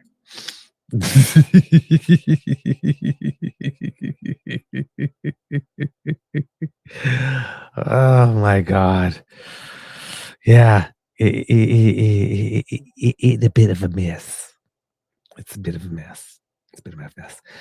It seems that David Coletto of Abacus Data is out there polling right now to get some Ontario numbers specifically. And with that, he might do a federal intention polling for Ontario as well. So we might be getting some data from that soon. But I have a feeling we might start seeing a bit of a sharp turn, maybe in Doug Ford's numbers. Now, if Bonnie Crombie, I have to say, the turnaround on that ad was really, really good. The ODSP announcement was a good one because she did manage to get some press from, I don't know if Merritt Stiles got a lot of press when she committed to it. Maybe it's something that she had committed to before the campaign. But in Ontario, it would seem, based on polling data that's out there, that the first stage of this election campaign, which was deciding whether or not the NDP, the Ontario NDP, or the Ontario Liberal Party would be the change choice. That part seems to have been decided. And unfortunately, it does not appear for the moment to have gone the Ontario NDP and Merritt Stiles' way on that. This is data updated as recent, I think, as January 31st. No, last update, February 5th, that I have here. And in terms of popular vote projection, according to 338, which is the poll aggregator, so not just one company, it says Conservatives 45 at the moment and still in a majority territory, Liberals 27%, and NDP 19%. So where closer to the beginning of the campaign, the NDP and the Liberals were pretty close together on a popular vote projection. I'm thinking at the beginning of the campaign, the Liberals were at 26, the NDP was at 21. Well, somewhere around February 3rd, no, maybe February 3rd? No, somewhere February 6th, a gap started widening because they were running parallel. So it was still a 5-point lead for the Liberals all along. And then it actually shrunk down to 4 for one day, grew back up to 5. And from that point on, that was shrunk down to 4 on February 2nd. On the 3rd, grew to 5, then grew to 8 on the 4th. And that's where it is now. So it seems that Ontarians have chosen the Liberal platform or presentation, at least in the opening days of the campaign, as being the party that they see as being the main competition. Now it's to see whether or not that gap can be closed between the Liberals and the Conservatives in that case. The NDP vote is still well over 20, well, not well over, but still over 20%. It's at 21 at this. So it's not like the ground is, it's not like the floor, the bottom has fallen out of the Ontario NDP. Not at all.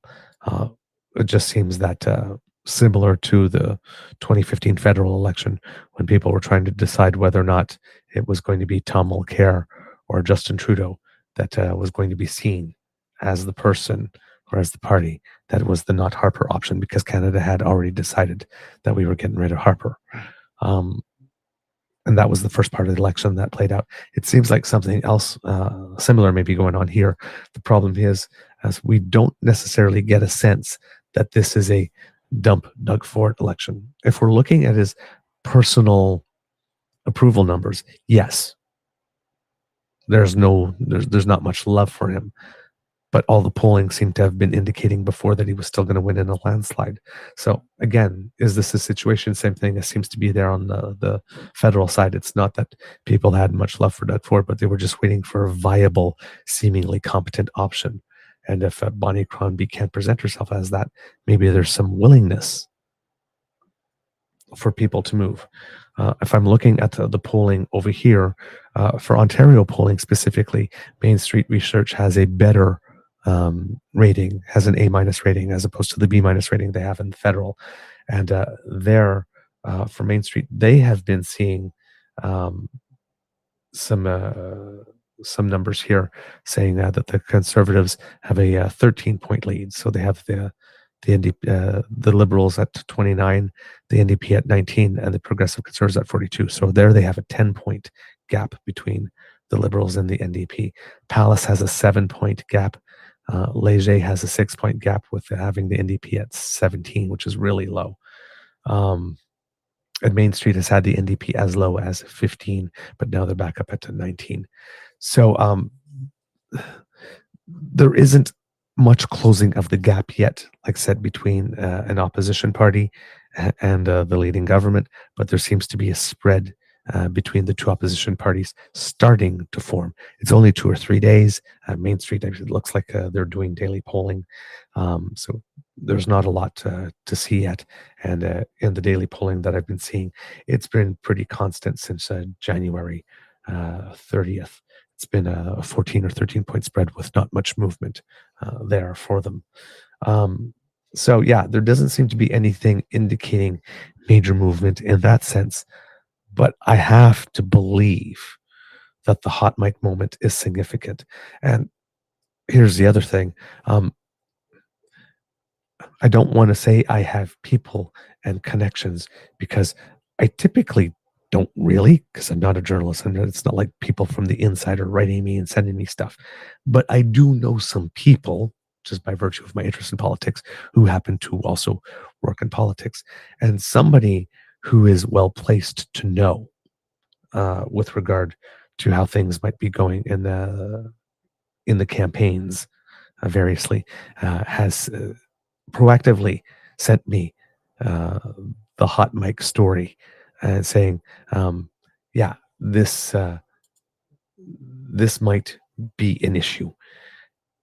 And I was thinking that at the time when I saw that, it's like, this will be a problem. But I didn't expect it to hear it from people working on campaigns.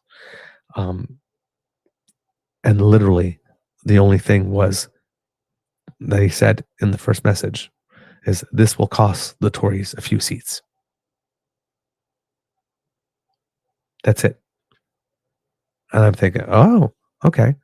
And there are things that he said in the past that are going to pop up now. And of course, they have been. And then this contact came back to me with, how much do you want to bet that Ford finds an excuse not to attend any debates? That was on the 4th. On the 5th, Doug Ford is only taking 6 questions and walking away from press conferences in an election that he himself called. My response to that is, not showing up for a debate for an election he himself called 16 to 17 months early. I can't see how that ends up much better for him than showing up and taking the lumps.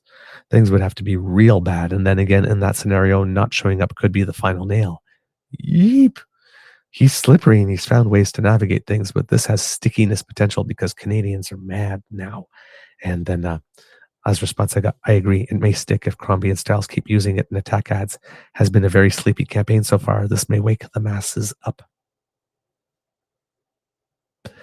So I'm not going to say from which campaign. Let's just say if it was from someone working internal from the Ontario PC campaign, it would be, ooh, something. But someone working on one of the campaigns.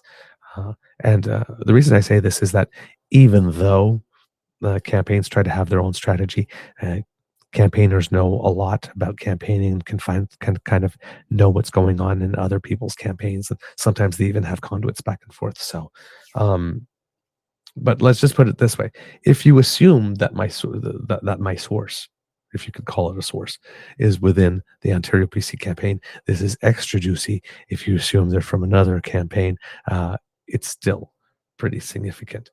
And like I said, we're having this conversation, and the day after that conversation, Doug Ford has a new media policy. Coincidence? We think not. And while I was looking at this and thinking, oh no, Doug Ford, there's no way Doug Ford could not show up for debate in an election that he himself called, all of a sudden he's limiting questions. All of a sudden, the over-under on whether or not Doug Ford will skip that debate has changed.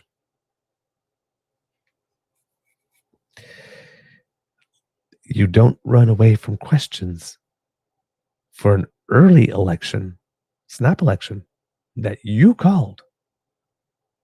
If you've got data that shows your campaign is going well.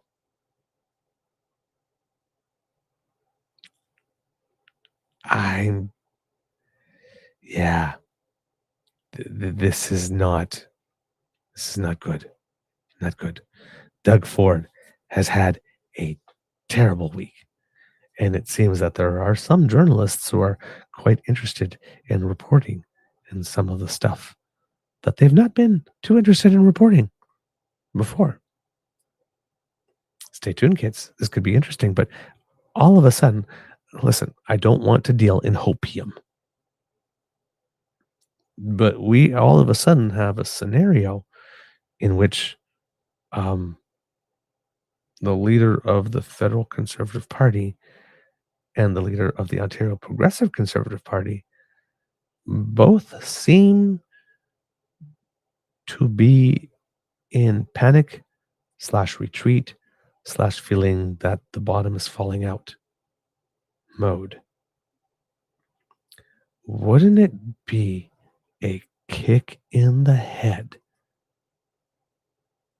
if by the end of this year despite all the polls and all the stuff, we ended up with a not Premier Doug Ford and a not Prime Minister Pierre Poilievre, ultimately.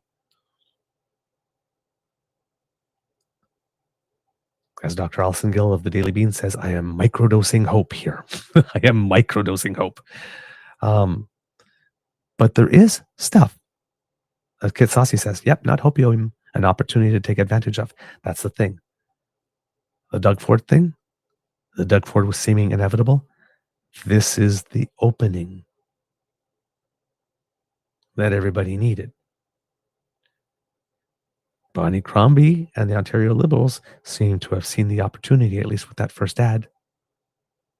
If they can keep on pounding on that, and if they can keep on pounding on healthcare, because now they own that issue, because they've been pounding on healthcare since the beginning of the election, and Doug Ford has not. He made that little announcement. Yeah, I got $1.8 million to help everybody find a family doctor like a couple of days before. Let's get that off the table. And then let's talk to Trump. Let's talk tariffs. Right? And yes, Kit playing with 3D. I'd settle with a minority at worst for both. Yes, a minority means both of them are finished. Because I cannot imagine a federal parliament that would allow the Conservatives under Pierre Poilievre to actually govern. That all the other parties wouldn't get together and say, yeah, Governor Joe, yeah, we can actually form a stable government that can maintain the confidence of the House.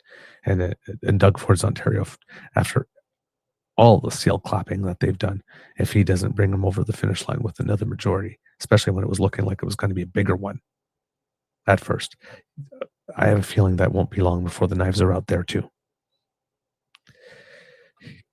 Ontarians, Canadians, we have an opportunity to get rid of two of the five most toxic politicians right now in Canada.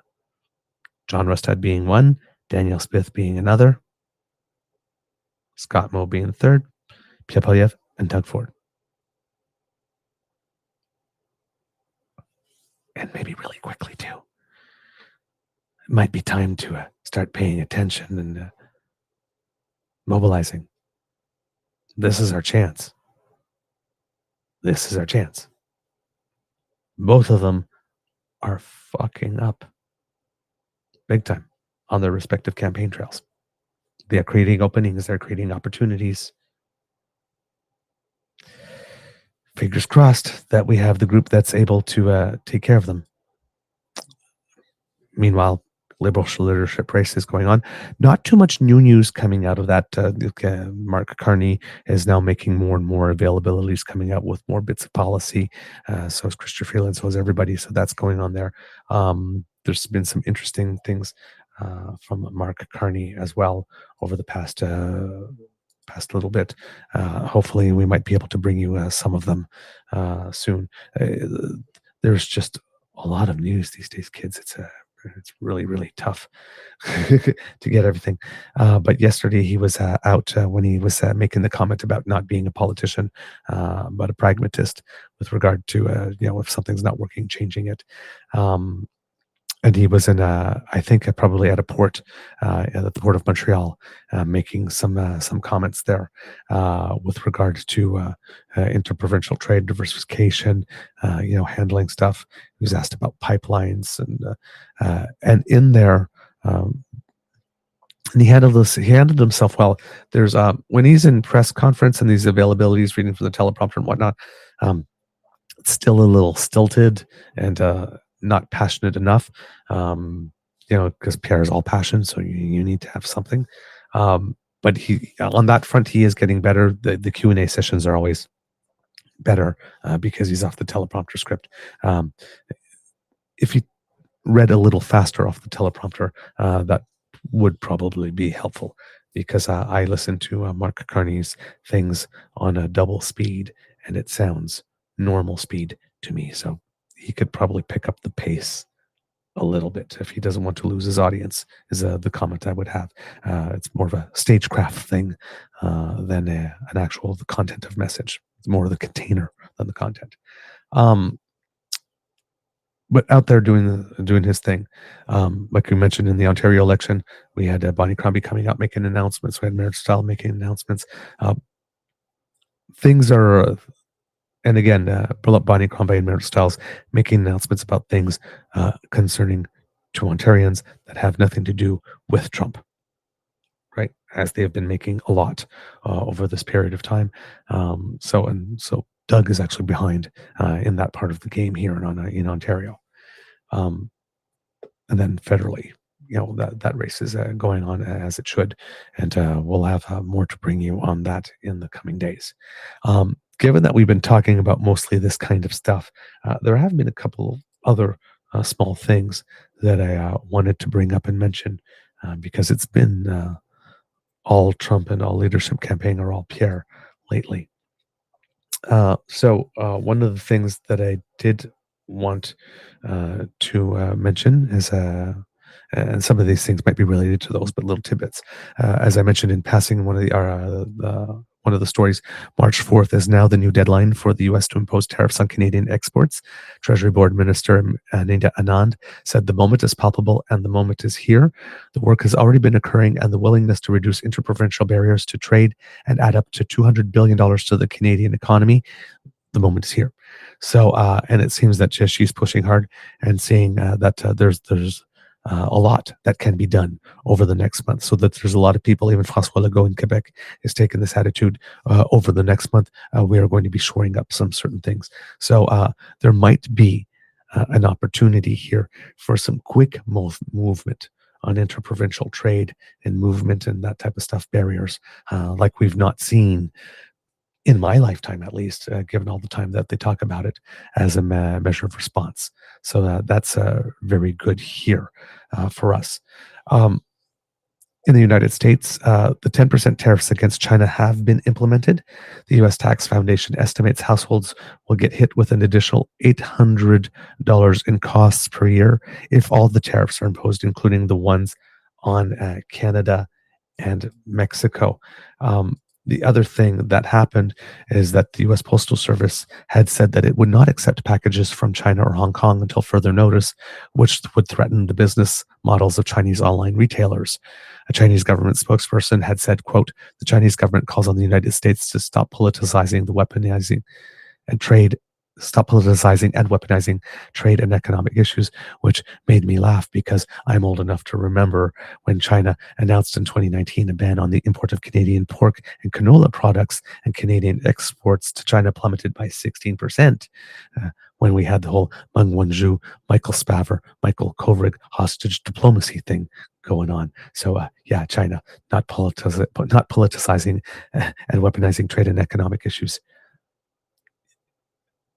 You're one to talk.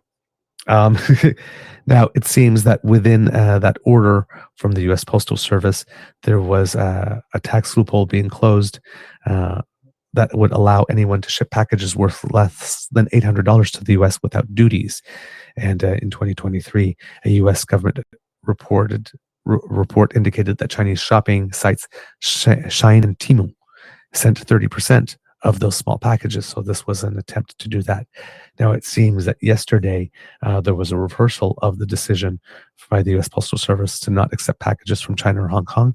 I was not able to tell from the news article specifically, this was a radio news article, whether or not the removal, the imposition of import duties now on packages worth less than $800 had also been reversed in that move. So unfortunately, I can't give you that with clarity. But another thing, announcement made one day, we're going to do this, and boom, reversed the next or a couple of days later. But those 10% tariffs on China have gone ahead, and now he is musing aloud, really loud, about tariffs on the European Union, which has caused some European Union nations to start talking about more increased trade with Canada and maybe doing things a little differently. And Mark Carney has been sort of hinting at that too. And we're in a situation here where there might be some type of new economic realignment between middle-sized powers. in order to do more business between us. And as we mentioned recently, we signed a free trade deal with Indonesia and another one with Ecuador. We haven't completely resolved everything with the UK yet, right? Because we had some negotiations, then they got suspended. Well, Europeans are noticing what Trump has done to Canada and Mexico, and now what he's threatening to do to the EU. And this is from Graham Langtree from Politico. Canadian Prime Minister Justin Trudeau is angling to revive long-shelved trade talks with the United Kingdom as Ottawa tries to build up alliances in the shadow of Donald Trump's trade war. The U.S. president pulled back from imposing punishing tariffs on Canadian goods on Monday, with Trudeau securing a one-month stay of execution for Canadian imports by striking a deal with Trump to further crack down on illegal migration and drug trafficking at the U.S.-Canada border. But as the U.S. tariff threat continues to loom, we now have both a great opportunity and a great reason to work really hard at trade diversification, Canadian High Commissioner to the UK, Ralph Goodale, there's a name we haven't heard in a while, told Politico in an interview. He called on the UK to get back to the negotiating table after London walked away from bilateral trade talks last January. Negotiations to replace a post-Brexit UK-Canada rollover deal collapsed after a long-running battle by Canadian farmers to get hormone-treated beef into Britain. The fight led to British cheese farmers losing their preferred access to the Canadian market and some UK car makers facing extra tariffs at Canada's border. Quote, "It would be helpful to take another go at that and see what we can accomplish in the shortest possible time," Goodale said. "If we could add on to it, so much the better," he said, while prioritizing areas being science and tech with priority areas being science, tech, and innovation, quantum computing, and AI. Snags in the bilateral talks have also posed a barrier to Canada's ratification of Britain's membership into the Indo-Pacific CPTPP trade bloc. So the UK is looking to join the CPTPP. But the UK wants to diversify trade beyond Europe, and Canada is eager to move beyond a reliance on the United States. Restarting the bilateral trade negotiations, quote, would be one step towards that, Goodale argued. Yet he acknowledged reviving the talks could be difficult for Keir Starmer's Labour government. Quote, "We realize we're dealing with a new government with a different set of priorities, and it may take them a while to do the internal consideration that they need to do, and that's understandable," Goodale said. It's not just the UK government that faces hurdles to getting the talks back on track. Canada's parliament is currently prorogued as Trudeau's Liberal Party holds a leadership race after he announced at the start of this year his plans to resign as the country prepares for a general election in 2025. In the meantime, we do have a trade agreement in place that is pretty darn good, Goodale said. So there you go. Looking at that as well, there's some talk again about Canada joining the EU. Maybe should we? That type of stuff. And in his press conference, also Mark Carney was talking about stuff like that. Maybe there are. We should be having talks with other nations. We need to. The United States has made it clear that their priorities have changed, which means that Canada, can make decisions to go its own way on certain things and make sure that it's taking care of its economic interests as well. So, opening the door to more business with other nations, making the point very clearly, like, listen, like Canada, the United States, we're always going to be really big business, whatnot. But, type of thing, it's like if 80% of our trade is with the United States, if we could bring that down to 60, that would not necessarily be a bad idea to diversify our portfolio a little bit.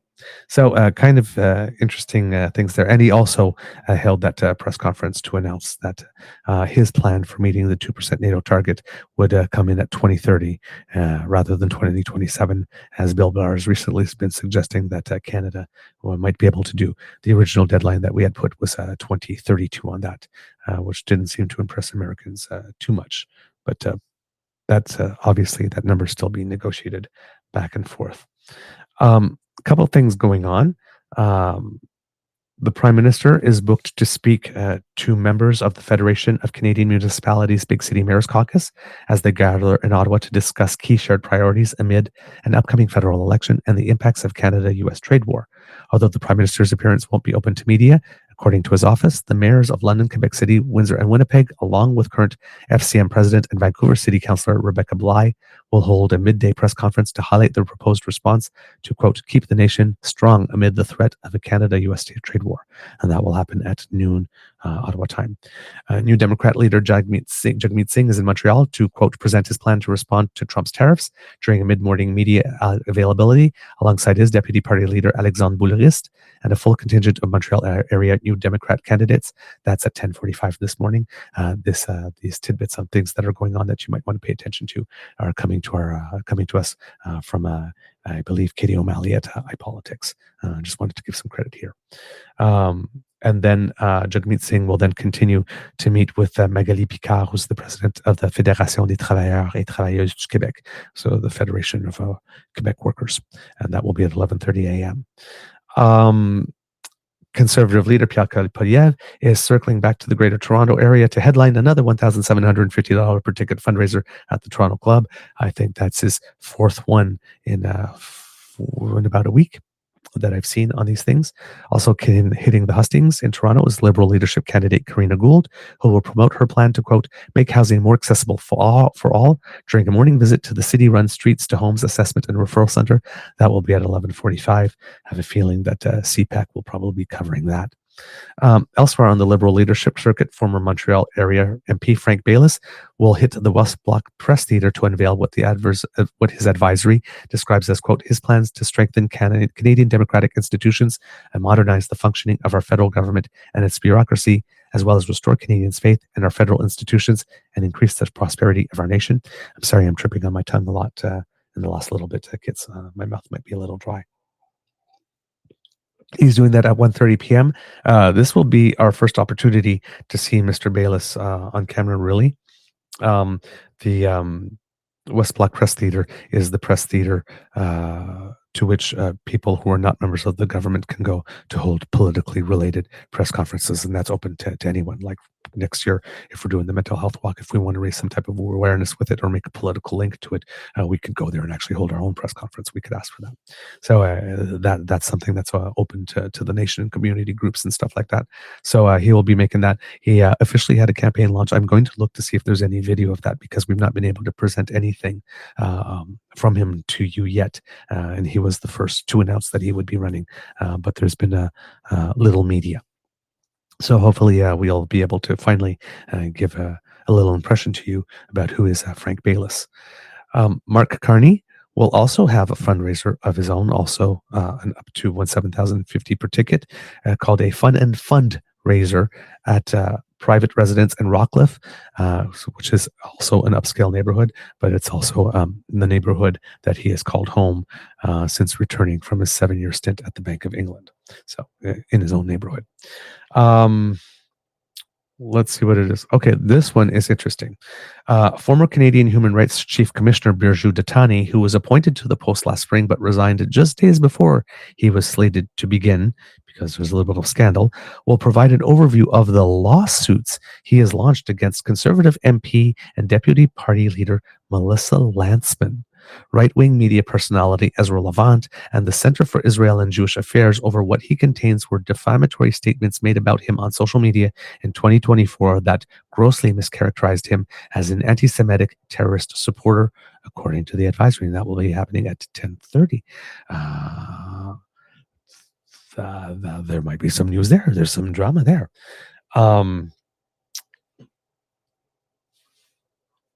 There is a trio of people, cabinet ministers from the Trudeau government that are set to wrap up their latest outreach efforts in Washington, D.C. with separate briefings. Jonathan Wilkinson, who had been in Washington, D.C. not too long ago, will go over the highlights of his visit to the Capitol at 11 a.m. and then head to Montreal for what his office is billing as a critical minerals infrastructure announcement this afternoon at 1. Let's see, what else do we have here? We also have, I think, is that everything? Yep. And this is the other last one. Yes, that's important here. The two last ones. Crown Indigenous Relations Minister Gary Anadan Sangari and Inuit Tapiriit Inuit Pirit Kanatami President Natan Obed will hold a morning press conference at the Iqaluit headquarters of the Nunavut Tungavik Incorporated to outline the latest progress in, quote, ensuring Inuit voices guide federal decisions via the Inuit Nunagat policy, and that will be at 9 a.m. And on the virtual speaking circuit, the Bank of Canada Governor Tiff Macklem will share his thoughts on future challenges for monetary policy in the Americas during a panel discussion at the BIS Chapultepec conference in Mexico City at 5 p.m. And that could be particularly interesting because the Bank of Canada, there's some rumors going on that the Bank of Canada might actually have an intermeeting meeting to put another interest cut in the window, which would be way more quickly expected than anybody had planned. Couple of other little things to mention very quickly to you, kits and cubs. Let's see. What do I have here? No, I think that's all the news I had. Kits and cubs, I think I went all of it. I thought I had a little bit more, but I think I got everything. Just as a little fun tidbit, of course, February 2nd was Groundhog Day. So I did not know this, but it turns out that Shubadectity Sam is actually really Samantha. So I did not know that. There was also Larry the Lobster and Fred la Marmotte and Puxatani Phil. They all saw their shadow, which means I guess we get 6 months, 6 weeks more of winter, more weeks of winter. Whereas, however, Wyerton Willie did not see his shadow. So maybe that means we get just 6 more months of Pierre Poilievre. That's funny. Okay. The Canadian dollar yesterday traded above 70 cents for a little bit, closed over 70 cents, traded just under it a little bit overnight, but a lot of people have been worried about that. Again, don't panic too much. We have a big spread between our interest rates in Canada and the United States, and that's one of the main reasons that the dollar's going down. There might be some structural economic issues also having to do with that, but this is really an interest rate spread thing. So don't worry too much about that. But when it comes to Canadian banks, since they've been in the news, since that seems to be what Donald Trump wants, the Royal Bank of Canada maintains its ranking as the world's safest commercial bank for the 3rd straight year, and Canadian banks take 5 of the top 5 positions and 7 overall. Maybe that would be have something to do with it. So again, our banking system, very strong. That's always good to know. Another little thing that's happening, our friends in Greenland,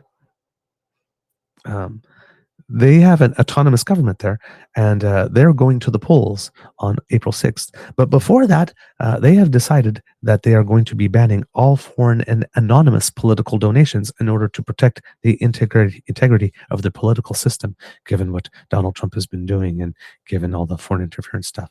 And could we have that too, please? Please? I would like that. Can we make that a law? Can we put that on the list? Ban all foreign and anonymous political donations. If that's not already a thing, that would be nice. So go Greenland. And Greenland is there's some people on Twitter that are standing in solidarity with us. So if there's anybody from Greenland watching, hi, thanks. So yeah, also about the banking, since I saw some comments there in the chat, Singapore has 3 banks in the top 5, which makes them probably the most secure nation. And the United States is represented by 9 banks, the most of any country on the list. So there you go. But yeah, very, very good things happening to us there. And like I said, might indicate why it is that Mr. Trump is suddenly interested in our banks and pretending that there is no U.S. business or whatever. That we don't allow the U.S. to do banking here, when of course we do, because I think Citibank's been in Canada like for over 100 years or something. So yeah, somebody hasn't updated him lately. Yes, I did have a couple other things. I knew I did. There's new data from British Columbia that shows that there's a significant decrease in the number of toxic drug deaths in the province. It's a trend that's been documented across Canada and the world, but the number has dropped 13% in 2024, making it the lowest number than any year since 2020. The BC Coroner Service say that still greater than 2,200 people died last year. But with the policies that we had in place that everybody is yelling about and saying that we should all dismantle, we had a 13% decrease in those numbers in BC alone last year. I would say that that's positive progress, and that we should probably not be all that eager to throw that out the window if we could avoid it.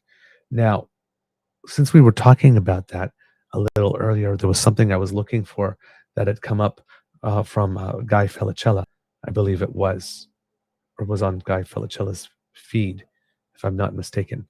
Hopefully, I was able to bookmark it. Nope, I was not. I thought I had, because it was I was looking for it. But they were talking about fentanyl, and Pierre wants to make, I think it is between below 40 grams or something like that, which is, again, if you don't know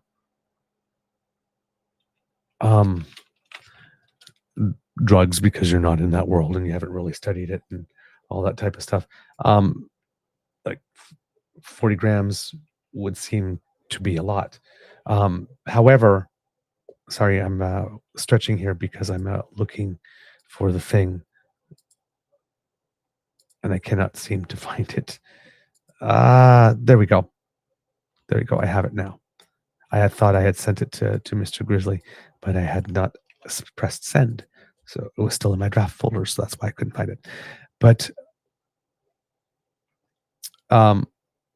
Dr. Andrea Sereda, who has been really targeted for harassment online, wrote a letter to Councillor Susan Stevenson from the City Council, I guess, of London, Ontario, who had, I'm going to guess, had some things to say that were not particularly intelligent.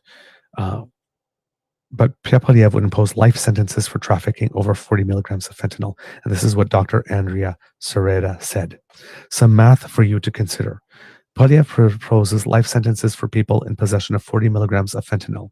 This is less than 1 point of street fentanyl. So for those who understand those measurements, the average person uses 10 to 35 points or more per day. Poilievre wants to imprison for life every single fentanyl user?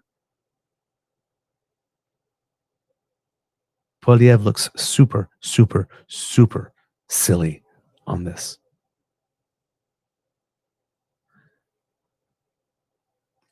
The average person uses 10 to 35 points or more a day. So let's assume 35 points. And she says that that's less, 40 milligrams is less than 1 point. Right? So assuming, let's say 1 point was 40. That's 1,400 milligrams that the average person could use in a day. And he wants to throw you in jail for life if you have 40. The Supreme Court of Canada has already ruled against cruel and unusual punishment for people who have addictions.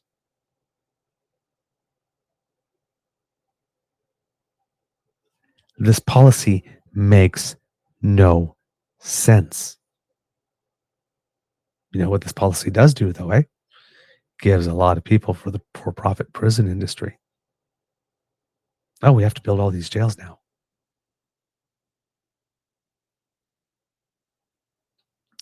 40 milligrams is not even 1 point.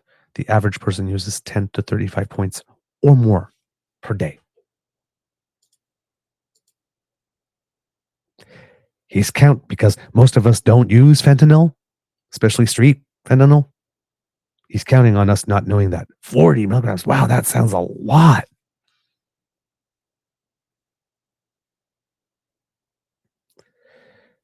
Dr. Andrea Serrata is a physician. Doctor. Substance use and health and harm reduction expert. She knows what she's talking about. The other thing, because we were talking about Daniel Smith and Pierre Poilievre and the containers, because they've been bringing that back. Right? So his fentanyl policy is stupid and silly, right? Here's the other thing, according to the breakdown. Okay. So this is Nate Pike at the breakdown. Canada sees over 7 million shipping containers through the border every year. To search a shipping container takes 5 to 7 days. Anyone want to take a whack at the math for delays and the impact to the economy if we search every container like Smith and Poilievre want? That thing I said earlier, for every problem, there is a really simple solution that is so wrong. 2 examples. They have no real policy. They have statements that they pass off as policy that are intended to make you feel good. Yeah, we're going to get those drug addicts. Yeah, we'll scan every shipping container, make sure that no cars gets shipped out and no fentanyl gets in. These are made to make you feel good. Yeah, we'll do that. We'll be tough. We'll do that. We'll spare no expense. But if you actually did it in real life,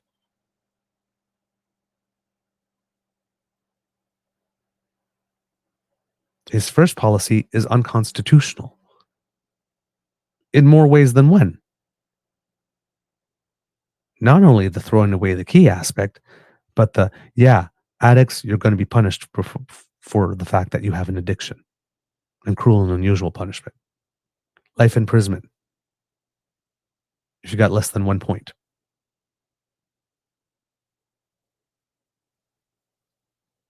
Where are we going to house them? How are we going to build the detention? The opioid crisis is going on now. Let's say he became prime minister tomorrow. Where would he store them? Because those jails, all the jails he's going to need won't be built that fast. These policies, once you sit down and you stop and you think of, if you put them out on the table and start gaming them out. Okay, let's say we did this. This would happen. And this would. They make no sense. They sound good. They sound tough. They make you feel good. People want nothing but, hate the same people I hate. Yeah, punch down on those criminals. Make them pay. They sound good. But as Dr. Andrea Serrata, they're super, super, super silly.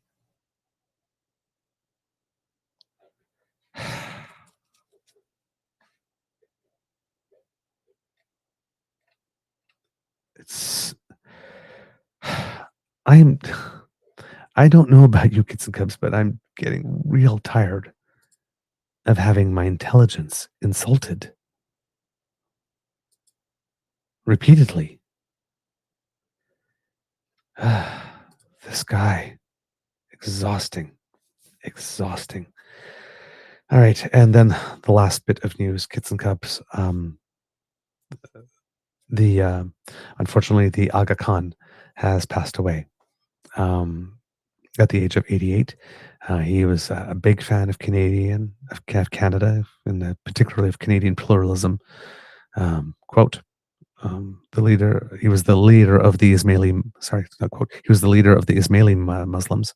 And the Prime Minister said of him, he was passionate about Canada and what we've been able to create here in this country. And I lost a very good friend, a friend of my father's and a friend of mine.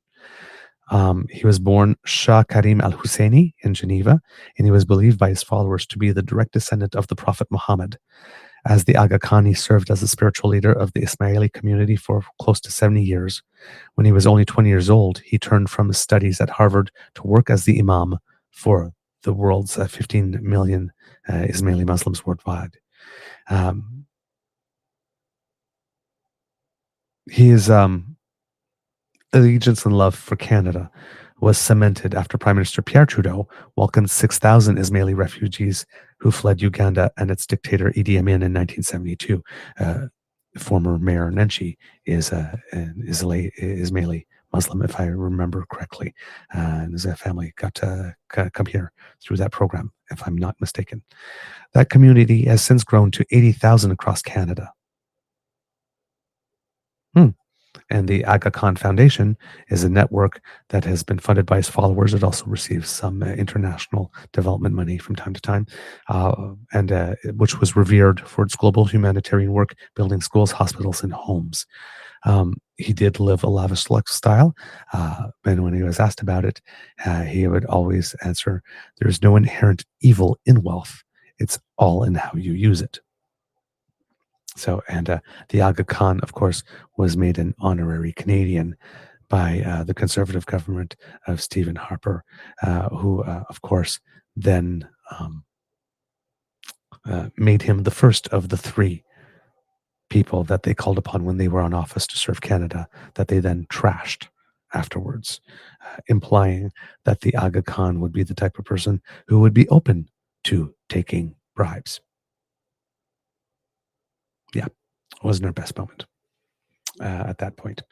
But yes, passing of a man that has done a lot and who has been a champion for Canada and meant a lot to a lot of people. So thought I'd bring the news to you. There you go. All right, kids and cubs, I think we have a show. It's gone on long enough. That's the end of this episode of the Daily Beaver Morning Show. We hope that you love listening to us because we love making this for you. Remember, sharing is caring and word of mouth is priceless. So please tell your peeps and poops all about us. We really appreciate it when you do. Thank you so much. Now, if you would like to, for example, not miss an episode of our show, if you happen to be listening in podcast version, then you need to go to our pod page, sponsored by the Ray Girl, True North Eager Beaver. podpage.com/the True North Eager Beaver with a hyphen between each one of those words. And if you go there, you click subscribe. When we have something fresh off the bandwidth, it comes directly to you. Thank you so much for everybody who is going there to do that. Like I said, we've been having some technical difficulties, unfortunately, getting the podcasts up, and hopefully we will have that resolved sooner rather than later. But yeah, it's been a struggle, and Mr. Grizzly has been doing a lot of heavy lifting, trying to make sure that everything gets back on track. But unfortunately, the technical issues keep on happening. If you would like to support us in other ways, then hey, why not make like Kit Lane or Kit Cassie and surf yourself on down to the True North Eager Beaver Media Incorporated YouTube page. And if you are listening to us and you want to join the Damn Fam for some great chat and some good support and good friendship, well, hey, 7 a.m.-ish, tech willing, 7:05 really. If you go down into the chat and come to our Facebook page, you'll meet them and you'll be able to chat with them. So just scan that QR code you see, or come to our page and click our buttons, like, share, and subscribe. It makes us very happy when you do that. Now, if you would like to support us in yet another way, let's say, for example, financially, to help us underrate the costs of bringing the show to you, because we do incur a few, some internet fees and subscriptions and stuff like that when we travel to the podcasts. And we would like to be able to bring the podcasts to more locations next over the course of the year, rather than just Ottawa, because we had an experiment bringing it to Kingston last year and it worked relatively well tech-wise. So hey, if we could get out and meet the kids, that would be great too. But of course, we have to be able to finance that. So if you are able to contribute to any of those things, we would really appreciate that. That QR code that just appeared brings you to our coffee page, which is ko-fi.com/eagerbeaver, lowercase letters, all in one word. And if you go there, you will find the Emergency Hydration Fund, which is our tip jar. And if you leave us a little something there, that will help a lot. For those of you who are buying Canadian, if you do not wish to go through coffee because it does work through PayPal, and that's one of the tech bro things, if you just send us a message to truenortheagerbeaver@gmail.com directly, an indirect transfer, that stays with Canadian banks, so it is all Canadian. Just please do make sure that you leave us the password for the security question, because one of the donations did not happen. That did not happen, and we were not able to cash in. So please do let that happen. We appreciate everything. And of course, there's always the donation through the super chat here if you're watching live. But then again, that goes through Google and they take 30%. So, and Google was there at the ceremony as well. So again, if you want to bypass all of that and make a conscientious choice, we offer you that option. And by that option as well, 100% of your donation gets to us. When you donate through coffee, well over 90%, and sometimes the higher you donate, the more it is. Sometimes well over 95% gets to us. And when it's YouTube, 70% gets to us. So just so you're informed where your donation dollar goes to, so that you can make some wise choices and some advised choices for your informed choices for yourselves. I think that's everything with regard to that. truenortheagerbeaver@gmail.com is also our email address. If you would like to write to us, we love to hear from you. If there's anything that you want us to talk about, guests that you want us to invite, if you have contacts for guests that you would like us to invite to help us get in contact with them, all that kind of stuff. Of course, your constructive criticism and your compliments are much appreciated. We do try to read everything, even though we can't respond to everything. So thank you so very much for all of that. Because democracy is something that you do. Same things that we've been saying for the last little bit. Ontario election, get to know your candidates, volunteer if you can, do some door knocking. Quebec Liberal leadership race, again, find out about your candidates, make sure that you're registered to vote. And the Canadian Federal Liberal leadership race, too late to register to vote, but please do follow your candidates if you have the right to vote in it, so that you make the most informed decision. And also, you might, if you live in Ontario, you might want to write some. Actually, if you live in Ontario or Quebec, you might want to write some letters to your premier and your member of legislature to let them know that you are not very cool with the idea of offering tribute to Elon Musk, and you should cancel the Starlink deal. That's for Doug Ford and François Legault, who inexplicably the day after, or the day of, or the day after the tariffs, we got a reprieve, said, hey, yeah, Quebec, we want to get in on that Starlink stuff. Stop it. There are some Canadian companies you can deal with for that type of stuff. Stop giving our money to the guy who funds the guy who's musing about annexing us. I do not know what it is with these conservative leaders that seem to be wanting to hand money to Elon Musk. Stop it. Please. So yeah, maybe write them some letters, let them know that. Maybe write Danielle Smith a letter and let her know that, no, Boo Boo Kitty oil is on the table. Maybe write a letter to Pierre Poilievre or your conservative MPs, if you have one, letting them know that you would want them, asking them how hard is it for you to say that you will allow Parliament to operate, to pass a tariff relief package. Right? Or maybe let them know that you're not too cool on the idea of militarizing the border and violating our Constitution by treating even the worst Canadians as people who are completely unredeemable, whom we should throw away the key. Because that's not what we do here. Right? This guy's trying to change the very essence, the very soul and the spirit of Canada with those last two proposals. Not okay. Not okay. We can't have that. All right. Oh, some nice compliments here. Kit Tabby G. Douglas, your breakdown on this on blue is excellent. On this on blue. I'm not sure what on blue is, but thank you so much. Kit Hugh, this is the good stuff, a good race for Canada. Thanks so much. Kit Coffee, Environmental Coffee House, I did get your message. I will respond to that about being on your show, because I think that this Friday is not possible because you have some arrangements going on.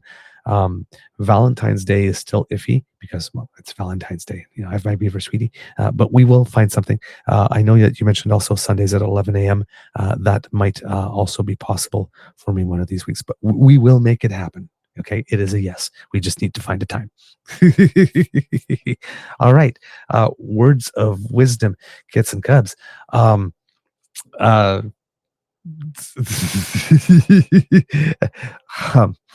Sedatives are good. That's all I'll say. Sedatives are really good, especially when you're having a colonoscopy. Ooh, that's a nice. Yeah, I was out. I slept very well. Woke up. Wasn't a long time. Was less than an hour. But boy, did I feel rested. Sedatives are good. Long live the anesthesiologists. Thank you so very much. Those are my words of wisdom. All right. Oh man. Okay, kids. I don't know why I found that so funny. Kids, please be kind to and gentle with yourselves. I'm going to cue the cock and try to stop giggling so I can come back with an Easter egg for you. Oh, God, I think I'm all of this.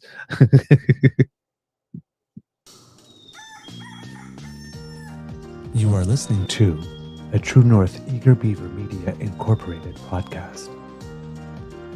The True North Eager Beaver podcasts are proudly brought to you by our founding sponsors, the Misfit Mysteries from Corvid Moon Publishing, your source for science fiction, fantasy, and cozy mysteries featuring a broad diversity of characters, CanadianTarot.com, their uniquely Canadian online eclectic tarot community, and the Peppermaster, hot pepper sauces made from farm-fresh ingredients to thrill your taste buds and expand your mind. We are grateful to the Crier Media Network for its support, Pete Jarvis for our artwork, and Paul Joseph Something for our opening and closing sequence music.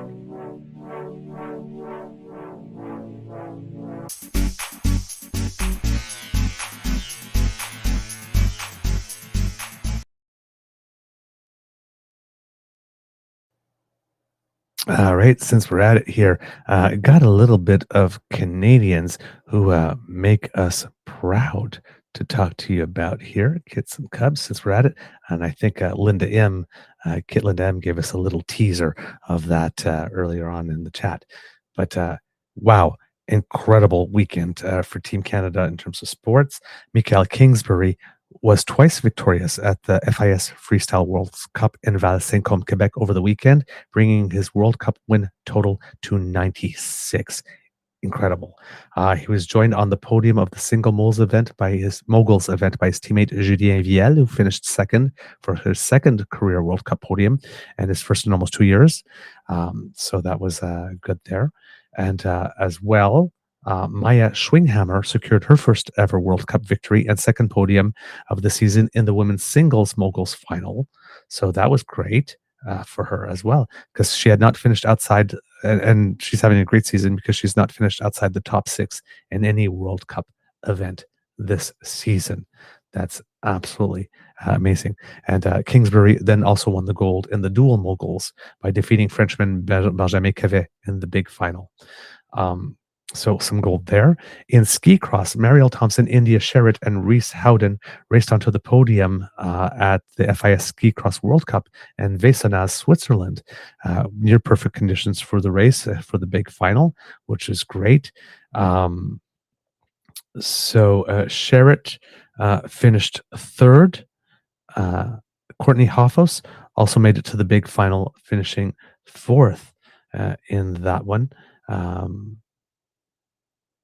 Not sure.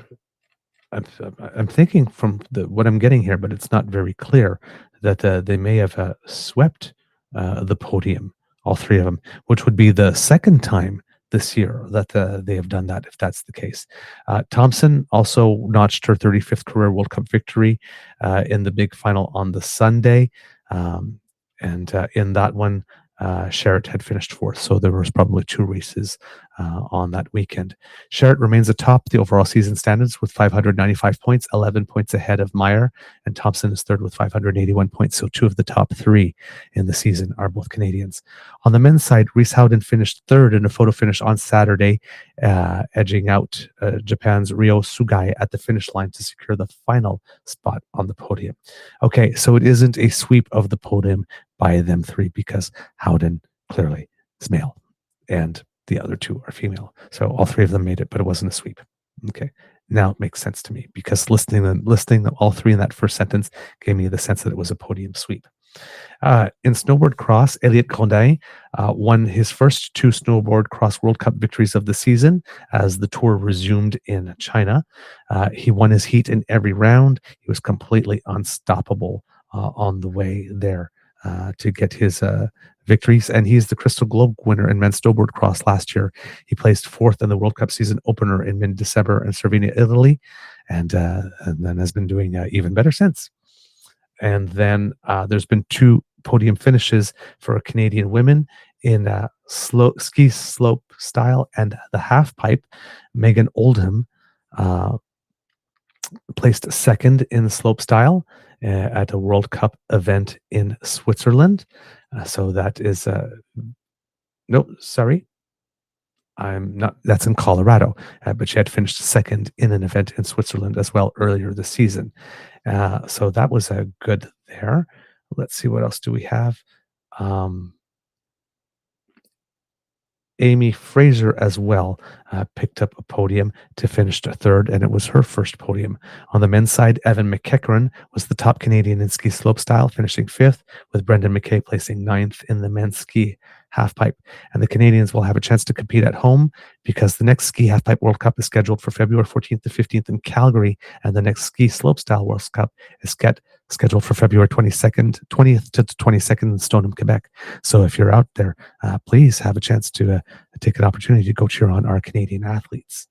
There is so much more, but that's enough for now. Kids and Cubs will save some for more into Canadians who do us proud. So, Kids and Cubs, hey, have a beautiful day, and we'll see you tomorrow, eh? Okay? Big love to all of you. And let's see, once again, if I can stick the dismount. I think I'm starting to get it now.